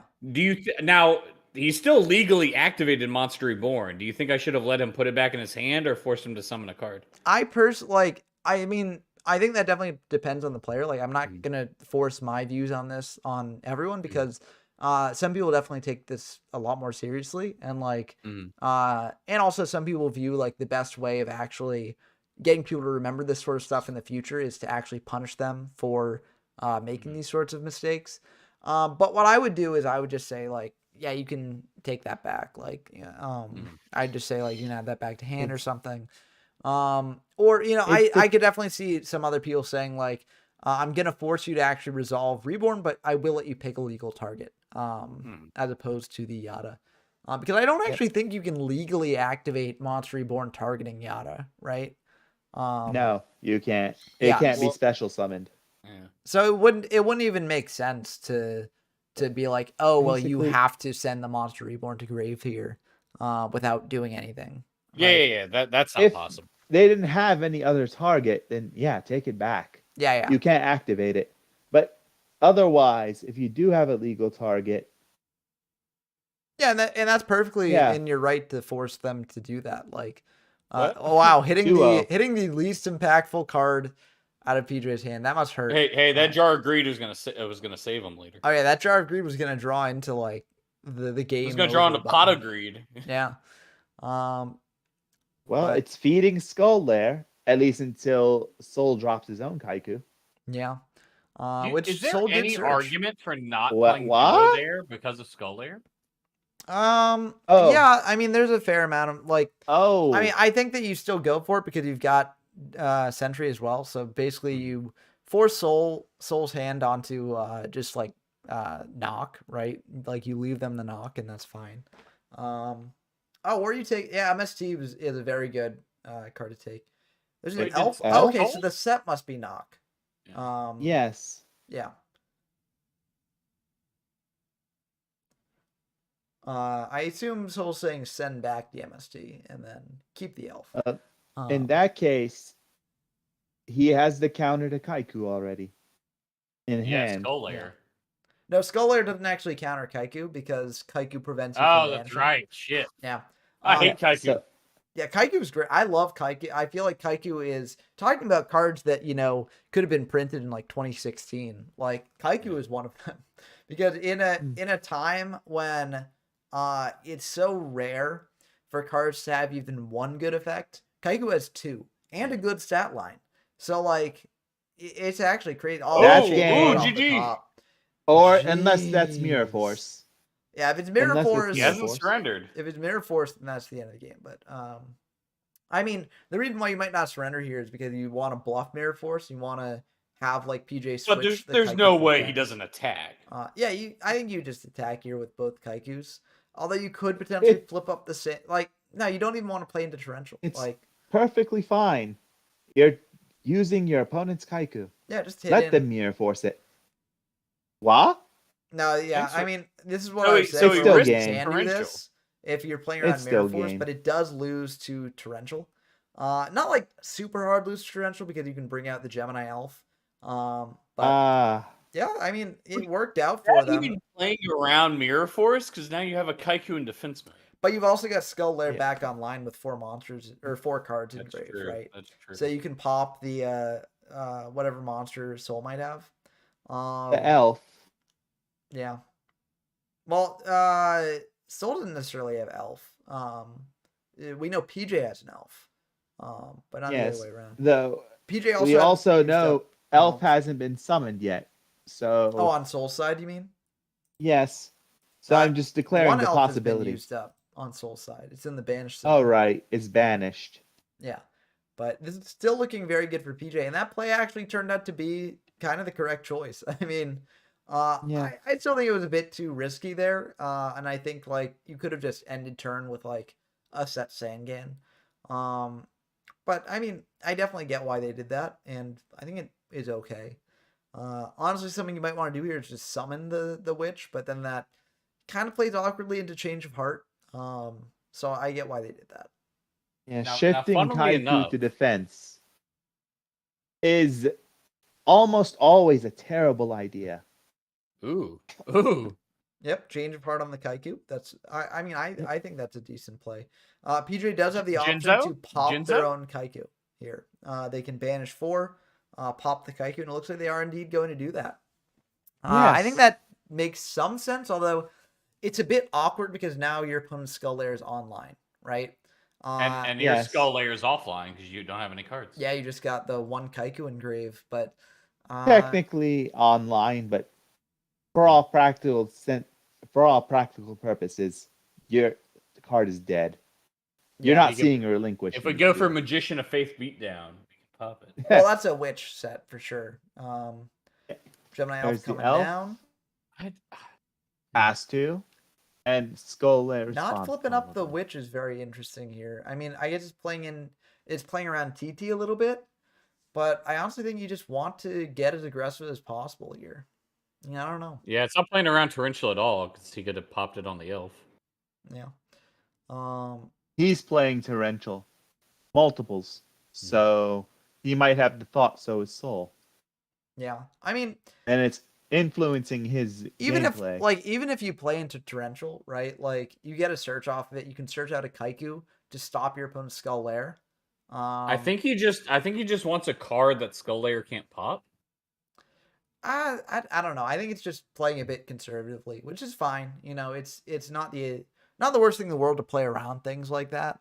I don't know. I think it's just at this point in the game, I think it is the time to get aggressive here. These early formats do encourage conservative play, at least before Joey Pegasus. I'd honestly say an Android's when things shift, and an Android To an like you extent. kind of do want to just get aggressive. Yeah. It's more balanced. It definitely you play is. You play conservatively, but you can go for it more often. Yeah. I have a foolproof way of showing whether a format is conservative or aggressive. It's if modern players are running 3 solemns. Yeah. Well, I'd say the conservative ones are definitely more 3 solemns than not 3 solemns. Although I will say, like, I think in something like treasure format, a lot of people don't run solemns, and I don't blame them. I personally think solemns kind of in treasure format. Yeah. Call the Haunted, by the way. Yep, Call of the Haunted for the Witch, and PJ preemptively activates the Jar of Greed in case a Jinzo is coming down. Because that seems to be their biggest fear, because they popped the Kaiku when it was getting Change of Hearted, to prevent something like a Jinzo. And I think it makes sense. We're not yet at that disaster point, though. Well, here comes the Jinzo, it looks like. Or the Catapult Turtle. No. Or that too. when does Pyramid Sphinx or whatever come out? That comes out Pyramid for on a Turtle. Guardian. That card was broken against my brother. Yeah. Oh. That card is definitely a playground staple. My brother would set it and I would out staple. it, so I just auto lost. I don't think Guardian Sphinx is a meta staple. No, Guardian Sphinx. Oh, Pyramid Turtle. I was talking. Oh no, about. I thought you were talking about Guardian Sphinx. I'm talking about the flip card. Yeah. Yeah, the other really viable Pac-Man type card, other than Des Lacura. Viable, I think, is up for interpretation, but it's definitely an iconic card for sure. So, fun fact: there's only one format where I ran Kaiku competitively. Oh, and it is in what some consider the most broken deck of all time. Chaos. I ran it in Spellbooks like 10 years after the card came out. Oh yeah, people would do that. It was great against Dragon Rulers, and you could summon it with whatever that broken spellbook was called. Spellbook of Judgment. Yeah. That thing was stupid. Well, yeah. I forgot if I've talked about this before, but when Spellbook of Judgment leaked, everybody was like, "This is like clearly mistranslated." This isn't real. There's no way. They can't print this. Yeah. But it turns out it just was the stupidest card ever made. Yeah. It was good enough to cause a rival to Dragon Rulers to appear. In 2014, Konami knew better than to make a card that said, "Add as many cards as you want to your hand." Yeah, you'd think, but apparently not. They gave you conditions that you had to fulfill, but spellbooks could fulfill those conditions. Yeah.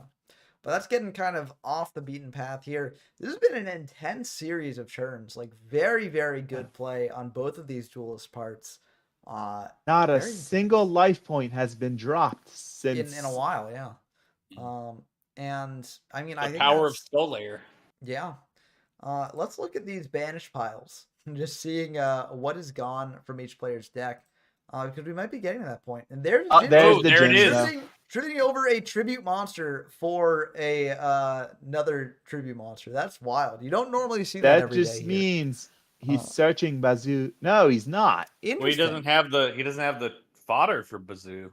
Yeah, but Bazoo would out the Jinzo. But I guess this means that PJ must have another way to deal with that Jinzo. Yep, and that is a way to deal with the Jinzo. And that is almost the end of the game here.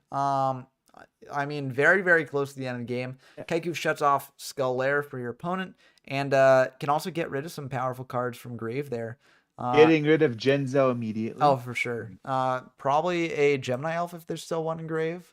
No Gemini Elf in Grave. Maybe the turtle. Oh, just The gave it a bazoo. bazoo. I mean, yeah, Just that in can case. pump out a fair amount of damage, All right, so that I'm makes predicting sense. the dark Yeah. hole right here. Right now. I feel like Dark Possible. Hole's been Or Gemini Elf. used already. Oh no, Dark Hole's not You been used. said knock, GG. Well, no, Knock You was forgot gone about the from the knock. MST earlier, which was a heads-up play that I didn't Oh. get to mention. Soul preemptively Oh, we MST'd missed it. We were talking. the Shining Angel. GG.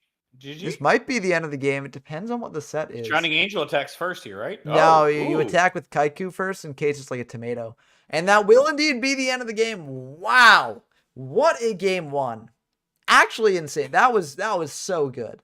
PJ is Wow. learning how to duel in tournaments. Oh, PJ has been a great tournament duelist for a while now. I think honestly, I mean they made it really far in Jinzo Jackers 2 and Joy Pegasus. And I think they've been putting a lot of work into these Yu-Gi-Oh formats, and it's really shown off. Like they've become like really, really good here. I think one of the best duels for this period of formats, honestly, for like the Android, Joy Pegasus, etc. Period. So like it's awesome Might to be see. a bit personal to talk about, but he early on tended to choke. I mean, Not, I wouldn't. Yeah, not I wouldn't being rude, classify but it as it's that. I would. kind of in his own words. He. He I mean, I had don't know. problems with dueling. You know how I'm being stupid right now because it's not coming to mind. Well, I don't know. I feel like I don't ever like to talk about people being like, you know, stupid and dueling. I feel like that's a really bad way of putting things. Because I'm it's not calling true. him stupid. No, I know, but It's- I'm just saying like I feel like classifying things in that way is a very sort of negative outlook, and I feel like Yu-Gi-Oh is a game where anyone can improve, and I feel like PJ had a good base to start with. Like PJ was a good duelist when they started out, and they've become an even better duelist over time, and they're very, very good. He just had this tendency to overthink. I mean, that can happen. I mean that. Yeah, I know. Yeah. But it seems like he's gotten over it. Oh yeah, PJ is definitely one of the best duelists of this period, in my opinion. Like, and so yeah, and that game one really shows it. And also shows how good Soul is as well. Like both of these duelists are very, very good. And I mean, it's awesome to see, and I think that's why they're able to pilot the decks they're piloting so well, because each of them is playing some unconventional choices, right? PJ's playing Shining Darkness, or not Shining Darkness, Shining Angel. Shining Darkness for some odd reason is still Frog don't know. DK. But and Soul is playing this sort of Catapult Turtle OTK deck, and each of these decks, like, they suffer against a standard sort of good stuff deck, right? But both duelists were able to win against a standard good stuff deck. That's bad. And well, torrential you never want to necessarily torrential saying in which, but you know, if you're taking 22 or 2100 points of damage, you're kind of forced into it potentially. And it looks like especially if you don't have a response next turn. Yeah. Which it seems PJ like they signaled that. Yeah. I mean, they didn't set anything here. I mean, they got the torrential here, so maybe they were just holding monsters in hand, but yeah. Did we lose food? Oh, rip. Food is left. Well, happy Good to have night them if here, you're even sleeping. if they didn't say anything. But yeah, always happy to have people hop in the call. But even if he didn't say anything, still happy. I mean, it's about the company, you know. Yes. But he's watching.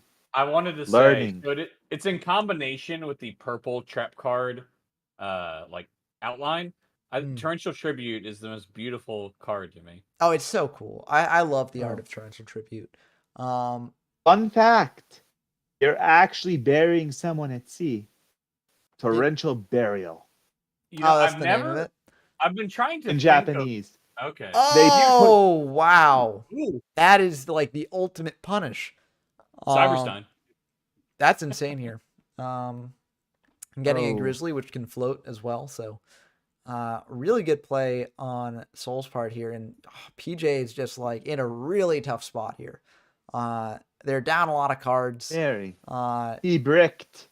I mean, also they got hit with Duo or like turn one, so that does contribute. That only ripped like MST and Mirror Force, no monsters. Mirror Force would have been good against Grizzly here. Yeah.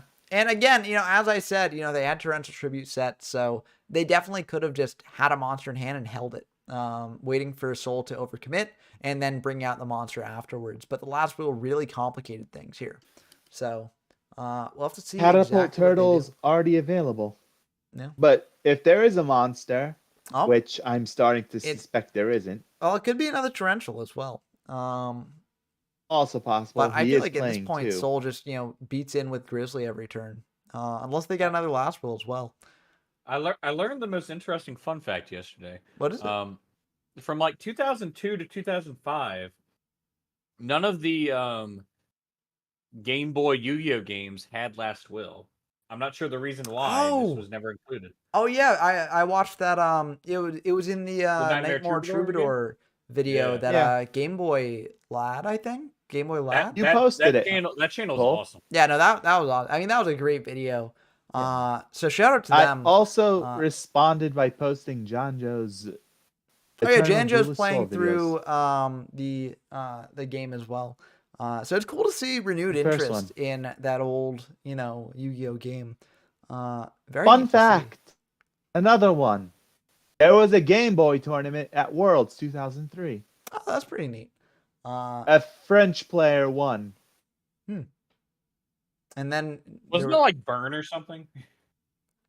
I couldn't tell you. Yeah. But I'd believe it. Burn is very strong in certain formats in the early game. I mean, it won a treasure tournament. The only treasure tournament we've held, Burn won. So the deck is very strong. I just want to point out to everybody, the 5 people watching. I just said that a 2002 tournament was won by Burn, and you said I wouldn't be shocked by it. I won a B-Sox tournament. Well, I mean, yeah, it did. So more prestigious than any Konami tournament. Of course, yeah. Only the finest players join these tournaments. I have this hat for him. It jingles with bells. He can wear it like a crown. For who exactly? For you. For me? I'm the greatest jester of them all, I guess.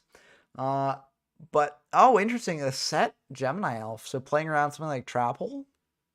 Interesting. I don't like it. I'm kind of curious what that was for there.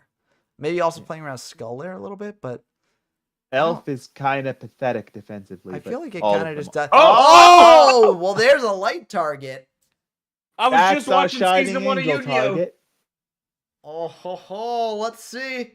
Oh, the flaw of Time Wizard. Oh, goodbye. We have a replay of this. Time Wizard galore and Critter. Yeah. Oh, there's a Fisher at least. So you can clear one of them. Looks like they're prioritizing the Tomato, which I think... maybe... Well, I guess Tomato can get out Cannon Soldier, which is a bit more threatening than Catapult Turtle, maybe. But yeah, not looking too hot here. Yeah. From a game design perspective, Bazoo wins this game for PJ. There's no Mirror Force. Maybe a second... No, for Soul. There's no Mirror Force, though a second Torrential saves him. Yeah. From a game design perspective, I've never understood. There are some coin toss monsters where you pick what it's going to land on, and other ones just say like, yeah, you have to get heads. Yeah, it's kind of weird. I mean, like functionally, it's the same thing, right? Yeah, because it's still 50-50. There's offerings, but will that help? That saves the game. Well, I mean, not quite yet, because now PJ won't be able to draw an out to this Grizzly here. Yes. Which, could just be delaying the inevitable. I mean, as I've said, I'm not the hugest fan of offerings because I feel like it does just sort of delay the inevitable. And if you it's useful. It's useful against Jinzo in particular because it's a spell card. Yeah. That Jinzo cannot negate. It is indeed. But unfortunately here, I don't think it will actually come up. Unless Soul has no way to out the Bazoo, which is possible. It's not, the least possible thing in the world. But now Change of Heart or Snatch Steal wins. That's true. Well, a lot of things win here. Any form of a lot of things win. Yeah, it's a rough spot for PJ to be in for sure. I mean, summoning the Gemini Elf makes it seem like this is near the end of the game. Looks like they're gonna crash the Grizzly and probably bring 900. out a turtle. What's PJ doing here? I think they missed. Turtle No. Reborn. Yeah, turtle probably is coming out, and then that's 1450 on board, and then you just need 700 more. So yeah, any form of reborn will do it. What? What? Misclick, I assume. Or Oh, Rush. Yeah, GG. Rush will do it too. Oh. Yep. And that will actually be lethal damage That's here. It game. wouldn't have been lethal Yeah. damage otherwise, but you need the turtle to sort of do that last bit of damage here, and that will do it. 1050. Yep. So Yeah, it's basically Dark Oh. Strike Fighter. yeah. And Fuck, as a cute. note for people watching who are maybe confused by how exactly that's game, Turtle is playing with its original effect, so it tributes multiple monsters per turn and also does the attack on field, not necessarily the attack in graveyard. So, Wait, original they made attack. catapult once per turn. yes, yeah, Oh my god, I Yeah. hate Konami. yeah, Let me put it this way. Magical Scientist is still the most broken old school monster in the game, very easily. yeah. I'd agree. Catapult Turtle with that, without the errata, would still be broken today. Yeah, but I mean, they did ban scientists. I mean, I think the reason why they dropped Catapult Turtle down to 1 is, I mean, and maybe this is more on the OCG side of things, because the OCG ban list has banned things like Cannon Soldier Mark II, Amazon's Archer, all those things that could potentially set up just a bunch of damage in one turn. But the TCG has not quite done that. But We still have Telefono TK. Or there is, STK. yeah, which is very funny. I'm pretty confident literally any burn card that is not once per turn has had an FTK. Like even Probably. Sparks. Yeah. I mean, you can Sparks construct anything. The only Sparks FTK I know involves Primal Seed. Yeah, you with can. the- I was Yeah. gonna say Primal Seed can do it. Yeah. But It's playing just around now. annoying. Yeah. Burn me through Kazi already. Kill me. No, Sparks. That's the you may not like it, but this is what peak burn spells look like. peak burn Yes. looks like. Yeah. Do you know the anime effect of Ryoku? It is the most crazy card. It's not the most crazy anime card, but it's up there. No, what is it? Ryoku? Ryoku in the anime and in Duelist of the Roses. Oh, that's another. It- Oh, sorry, I just wanted to say that's another Shining There you go. Angel target. yeah. Yeah, this is Light Beat. Oh, I wouldn't call it light beat, but it definitely is light focused. Yes. Yeah, in fiber format, I was looking for Shining Angel targets. I'm like, I guess it's White Magical Hat and Time Wizard. Pretty much, yeah. Like, I mean, maybe in- Jaugen. Fiber format, you have Thunder Nyan Nyan. yeah, but that's not a Not Shining as, Angel not as a target. target. And it's not a Shining Angel target, but you can play it with it. Yeah. It's a It decent can make card more in of a light light decks. beat sort of deck there. Yeah. But anyway, in the anime, Ryoku, it halves your opponent's life points, which is already stupid. But then secondly, it adds it to one of your monster's attack points. Damn. Yeah, that's a bit busted.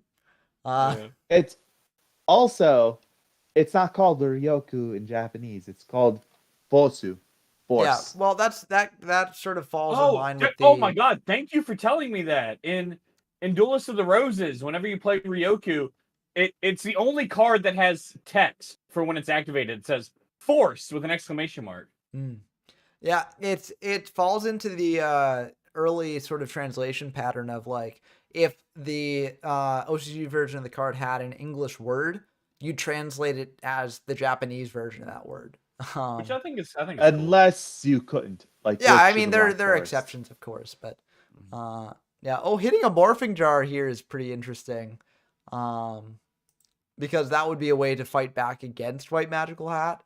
But yeah, it's an interesting game state here, especially with those two back row making things a bit worrying for Soul here. White Magical Hat is not even a Yu-Gi-Oh monster, by the way. That's just a guy. It is, yeah. He just showed It's a up one Phantom day, Thief. and Konami was like, "No, what are you doing here?" And he like took people's cards, and they're like, "Well, I guess that's going to be in effect now." He stole like a gentleman. Yeah, he So stole all of our cool. hearts. Activating So- last spell preemptively, Oh! hitting a Imperial Order. So good thing they activated that preemptively. But yeah, I always it hurts at this point in the game. Has to. Wow! Wow! I'm calling That's it crazy. GG. That's calling crazy. It's not GG yet, but White Magical Hat getting in again is going to be very, very frustrating for yeah, Soul. that's it. That's the end of the turn. Yeah. Oh, Yeah. that's brutal. Yep, And he dropped Io. so that implies Do you some keep Io? very rough stuff to come. It could also be that they want to keep their life point total up a bit because 4,000 Or is a he's bit going low, to duo. and so I mean, it could be a duo. It could be a variety of things, honestly. Oh, But I yeah, suck at this game, but I think you keep Io there to stop any. I do too, Yeah. unless you got Love some it. powerful spells, which they might have. They might be lining up for Yes. a lethal shot here. Reborn They will are. definitely help with that. They're getting back Tomato. Oh, I guess that is the 24, only. 37, Yeah, so that's 24, That's short. 43. 61. So yeah, 61. short, So yeah. not quite there. Yeah. If that card is in duo, then No, I mean, this might have been a I think big that it makes mistake. sense just to get this amount of damage in, anyways. But yeah. Oh, That was there useless. That's a Yeah. pretty card. That's a pretty good card to hit. Is it? What is Io gonna do for him here? It just fade one spell activation, but that can honestly be enough. I mean, the thing is, if Soul's got like mass board removal, then they can definitely get back into this. But it is going to be incredibly hard because they can just die out of nowhere. It Um, justifies the monster reborn as well. yeah. My thought process was only Raigeki or Dark Hole could save him anyway, so I don't. I think you just keep the IO up. A snatch steal also saves him. Yeah. Yeah, there are a couple Burn. things that could potentially do Ooh. things here, but Not that. I think it. Oh, this is actually kind of. It's still. Oh well, yep, that would. Yeah, that's the end of the yeah. game. Yeah. Yeah, I guess you should have kept the IO up. Yes, it is. Because that's the end of the game. Yeah. Yes, you can overextend. Well, actually, we have seen in a previous game here. I was gonna say we have seen Karibo, but yeah. So I guess it was a bit greedy to go for the IO or to drop the IO. There was no non-spell that got him out of that position. Yes. Is my thought process. Yeah. Basically, that IO, if you kept it up one more turn, he could have been pushed for game. Won him the game, but I mean, I think it's fine. I think it was a fine play, because dropping them down to 800 is like such a brutal position to be in because you need to have like basically a combination that can get you exactly game of all the cards that you've got. Like even just you need like to know Raigeki when or to Dark swing. Hole. Yeah, and I think that was a fine time to swing because even like a Raigeki or Dark Hole doesn't win you the game there on its own. You need a very specific combination of cards. Oh, he had Raigeki. Yeah, so it makes sense because PJ figures like on the crackback, they've got Raigeki. If Soul does set something up, they can just Raigeki the way attack in for game. So I think it does make some amount of sense here. It just ended up backfiring here, which can happen. And I think that these were great games from all the players here. Like everyone that we saw on camera in these locals were doing some great stuff. And it really did feel like an anime duel, as Soul says in the chat there. I mean, it was just so back and forth. So many awesome top decks and really awesome to see. So yeah, I think anytime you drop Raigeki and change a heart, it feels like an anime moment. Honestly, yeah. So congratulations to Soul on being the latest locals legend here for Android format. And well deserved. And if anyone wants to hop in the chat here, Solar PJ, then feel free to. We can like sort of talk for a bit as a post-game sort of wrap-up here, because those were some intense games. Mm-hmm. Yeah. But yeah, I'm just gonna play this in the background as we're sort of waiting with both hands revealed for people who want to see it. But incredible games there. Well, look, let's talk YouTube strategy. Yeah. B-Sox, you need more YouTube shorts where you say, in the season 1 of the anime, Yugi uses Catapult Turtle to fire guy, but that's not how Catapult Turtle works. Yeah. I should do more shorts, honestly. That's something that I've been Yes. lacking lately. The reason why I like stopped doing shorts is because a lot of them like weren't performing as well as they had been previously. And for me personally, I don't really enjoy making shorts as much as I do my other content. So since they weren't really doing the best, like I was like, do I really want to put all this effort into it and like do something that I don't really enjoy on the channel for not as much gain? Hey, we Hi, got the Soul. tournament got winner, Soul, the yeah. local legend. Soul, congratulations on your win here. Very, very good. And I mean, we were talking in the chat the whole time. That Cole's this was gone. Rip Cole. But we were talking in the sort of voice chat here, watching this, and we were just like in awe because there were just so many back and forth moments in that finals match, and awesome to see. So, what are your thoughts on those games there? Yeah, I'm sort of in a similar boat. Like, I think even like for game one, I sort of thought it was gonna be over, but I felt like I don't know. I I can somehow hear you, can't. but you're kind of low. Oh, this is like Yeah, no hold worries. I on. mean, like this section of the stream Okay, will let's probably see. Is just be this like a better short sort of thing. So if I put yeah, it higher? no If worries on Yeah, the volume levels. But you were saying, yeah. that you felt like you were out of game one. But yeah, I mean, you continue thought.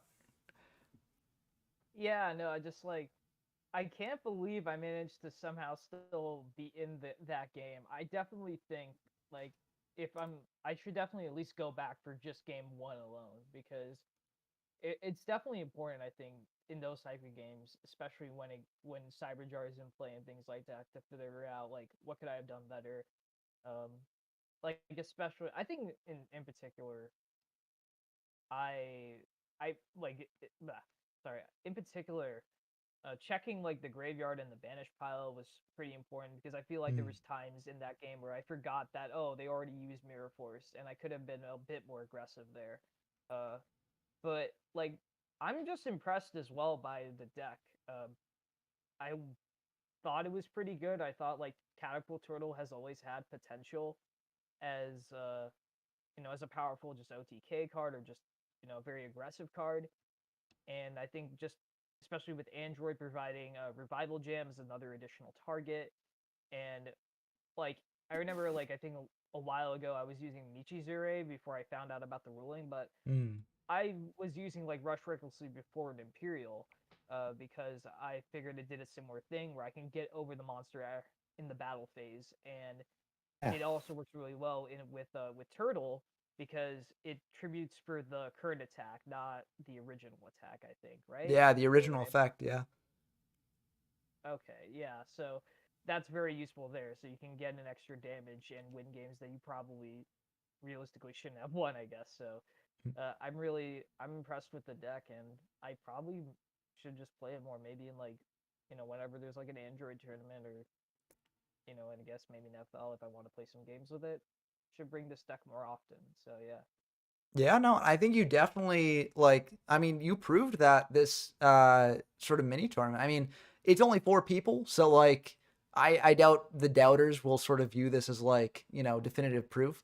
But I personally like I mean, I've played against you playing this deck and I felt how dominant it can be because it's just like the like double set of recruiters there can be really annoying to deal with.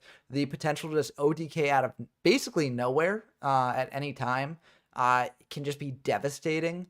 And I think that the deck is definitely being slept on. And I mean, you piloted it to basically perfection. So yeah, I think you did a great job here. And I look forward to you potentially playing it in future tournaments here. Yeah, I will say though, like the thing about the deck though too is that I played I think as best as I can, but I still feel like I don't know, maybe just me when it comes to after playing games or so. It's like okay, I could have maybe still done some things better. And I think with this deck in particular, because there are like you have to figure out lines like uh like say you need to figure out a way to like win the game or so. It may not always be easy to spot like oh I can actually win the game this turn like out of nowhere. And if you like miss those like potential lethal lines, it can definitely be a disadvantage when you're playing the deck. And I guess that could be something that is, I would say, like sort of a something to keep in mind when you're playing a deck like this, is just to be wary of when you can actually OTK or be able to get it as aggressive as you can. So yeah, or just think of all the possibilities of like maybe your damage or your position and things like that. So yeah. Yeah. No, I think that makes a lot of sense, and it is the risk of playing a deck like this. Like, I mean, part of the reason why I think a lot of people don't sort of play this sort of deck as much is because it is a lot harder than the standard build, and that added level of difficulty can definitely lead to game losses where you might not have gotten that loss otherwise. But I mean, I do think that it's really cool when it pops off, and I mean, you've shown here how devastating it can be. So I really look forward to seeing you sort of hone this deck in the future. And I don't know when the next Android tournament will be. We're probably not going to hold a like monthly one on the Discord server for a while. But I look forward to, whenever that does happen, seeing how well you do. Also, PJ could not join us, though. Note, he should have kept IO up. Yeah. I mean, I think, I mean, honestly, I said this when the game wrapped up. I don't think it was a terrible choice for them to drop IO because they did have the Raigeki in hand. So, like, even if you had a Raigeki or Dark Hole Soul, it would take, like, a very specific sort of set of cards to actually, close out the game there. So I think that was a fine play. But, yeah, they probably would have won if they kept the IO up there. Yeah, no, I had Raigeki. That's why I was able to win, because I drew then Change of Heart, and so I was able to like take Elf and then Raigeki, and then with Cannon Soldier and Elf, that was game. Yeah. So yeah, no, I was like, I don't know, that was such a DM moment to like Yeah. close it out. Just like drawing like hard the cards right there. Yeah. Broken cards. I mean, that's part of the fun of these DM formats, in my opinion. Like I was talking about this earlier in the stream, but I do think that like, part of the fun of these is like there are broken cards in their deck, and if you're in a really tough spot, you can potentially draw into one and just have this complete turnaround and win the game out of nowhere.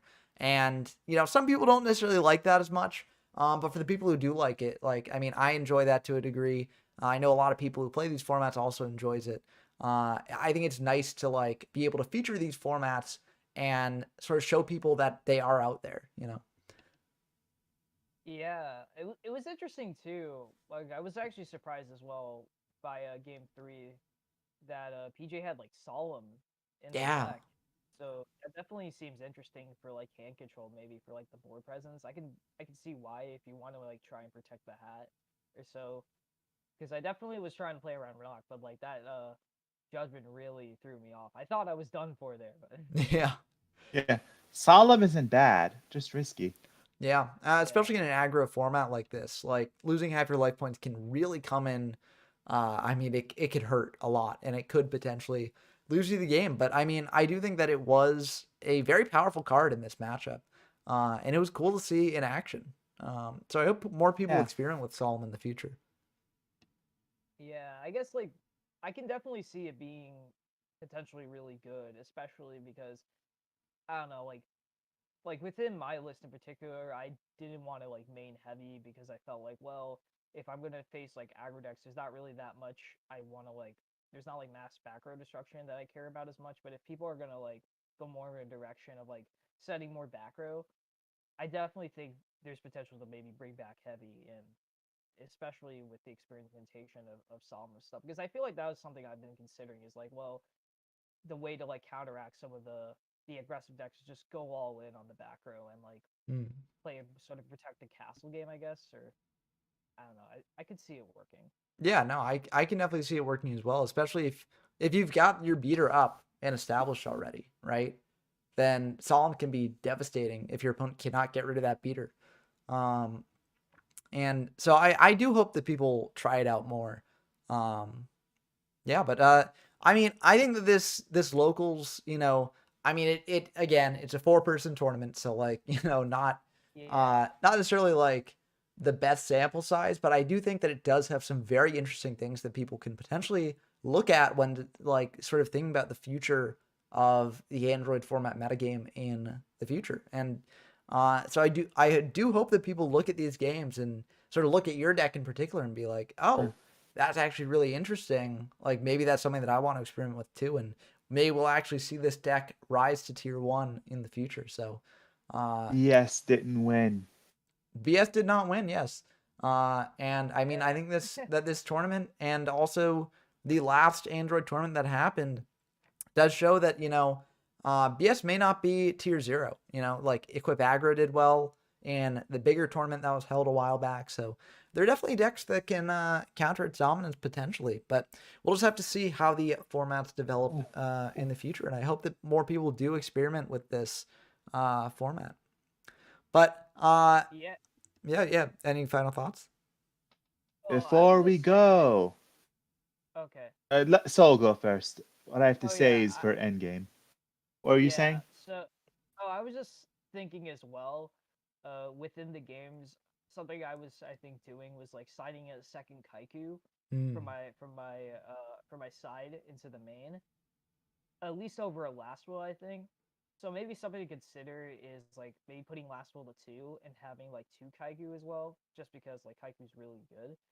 I feel, just because sometimes I think I maybe, I don't know, like my logic before with like playing 3 last will is like, well, I have like effectively like 8 ways to get to last will, but maybe it is maybe a bit overkill. And so, because usually to me, I think like having at least one should be fine when you're trying to play. But I don't know, that's something to experiment. Maybe trying to play 2 Kaiku and then have 2 last will and see how that goes, just because Kaiku is really good as well. Yeah, for sure. I mean, and I mean, this is like the good thing about like, when I feature decks on the channel, I basically do like one and done, right? Like I show off a deck.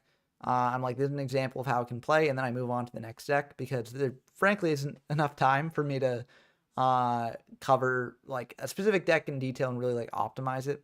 But that's why I like holding these tournaments because, if you've got a deck that, you're passionate about, playing in these sort of mini tournaments can really help, you see like things that can be optimized and some slight ratio differences that can really take the performance of the deck up a notch. So I'm happy that you're seeing that and potentially have got some ideas for the future, just like tweaks for the deck. It gives us a look at a format without having to just focus directly on the top. Yeah, I mean, you mean for this, for the results of this? In general, all of our locals, except for Fiber, for obvious reasons. Yeah, we should host another Fiber format local in the future that's a little more relaxed. Yeah, I mean, I'm planning on it. But all of these locals haven't been particularly serious. We've just been bringing decks that we want to play instead of having to focus on what we consider the best decks. Yeah, although I will say the 2 decks that Dump Truck and Danny Droid played were much more in line with the standard sort of BS good stuff decks. So and they both lost. Yeah, it is something to consider. I mean, they were each 1 matches, so like and I think both matches went to like 2-1. It wasn't just a 2-0 sort of blowout. But it's something to consider. But I do really like these locals. Let us all know down in the comments below once the stream goes up what locals you'd like to see in the future. And also, if this did intrigue you, like definitely hop on into the server and play. These are all very fun. And so I hope that we see more of you. Yeah. Final thought. I didn't get to give mine yet. Oh, yeah. What's the final thought? Yeah. Yeah. Oh, yeah. You mentioned that. Yeah, but we've now covered all of the TCG formats we've done so far in locals. Yeah. So brand new frontier. We could either go into one of the unlimited formats that I've covered on this channel, or we could potentially redo locals that we've already done. I'm gonna put that to a vote. It will be in the announcement channel after I sort of end stream and stuff. but I look forward to sort of hearing what y'all want to see and what y'all want to play. So that will be Yeah. a very fun thing going forward. And again, if you're watching this stream and you're interested in this, definitely hop on into the Discord server. Link is in the description of the stream. But yeah, we'll be happy to have you. But the stream has gone on for quite some time, so I'm going to call it here. But thank you, Blah, for commenting. Thank you, Soul, for playing. And thanks to everyone who played, because this was a really fun event. And congratulations again to Soul for winning the whole thing and gaining the Locals Legend title. So You'll get your Jester hat in the mail. Yay. yeah. As a legal note, I won't actually be sending a Jester hat. I'm sorry. Yeah. And Yeah, I know. But maybe sometime Yeah. in the future. yeah, just send me like a Soggy the Dark Clown, Yeah. that'll be fun. Yeah. I'll have to find one, but I'm sure they're out there. So, but anyways, thank you all for tuning in, and I'll see y'all next time. See you on the couch. Adios.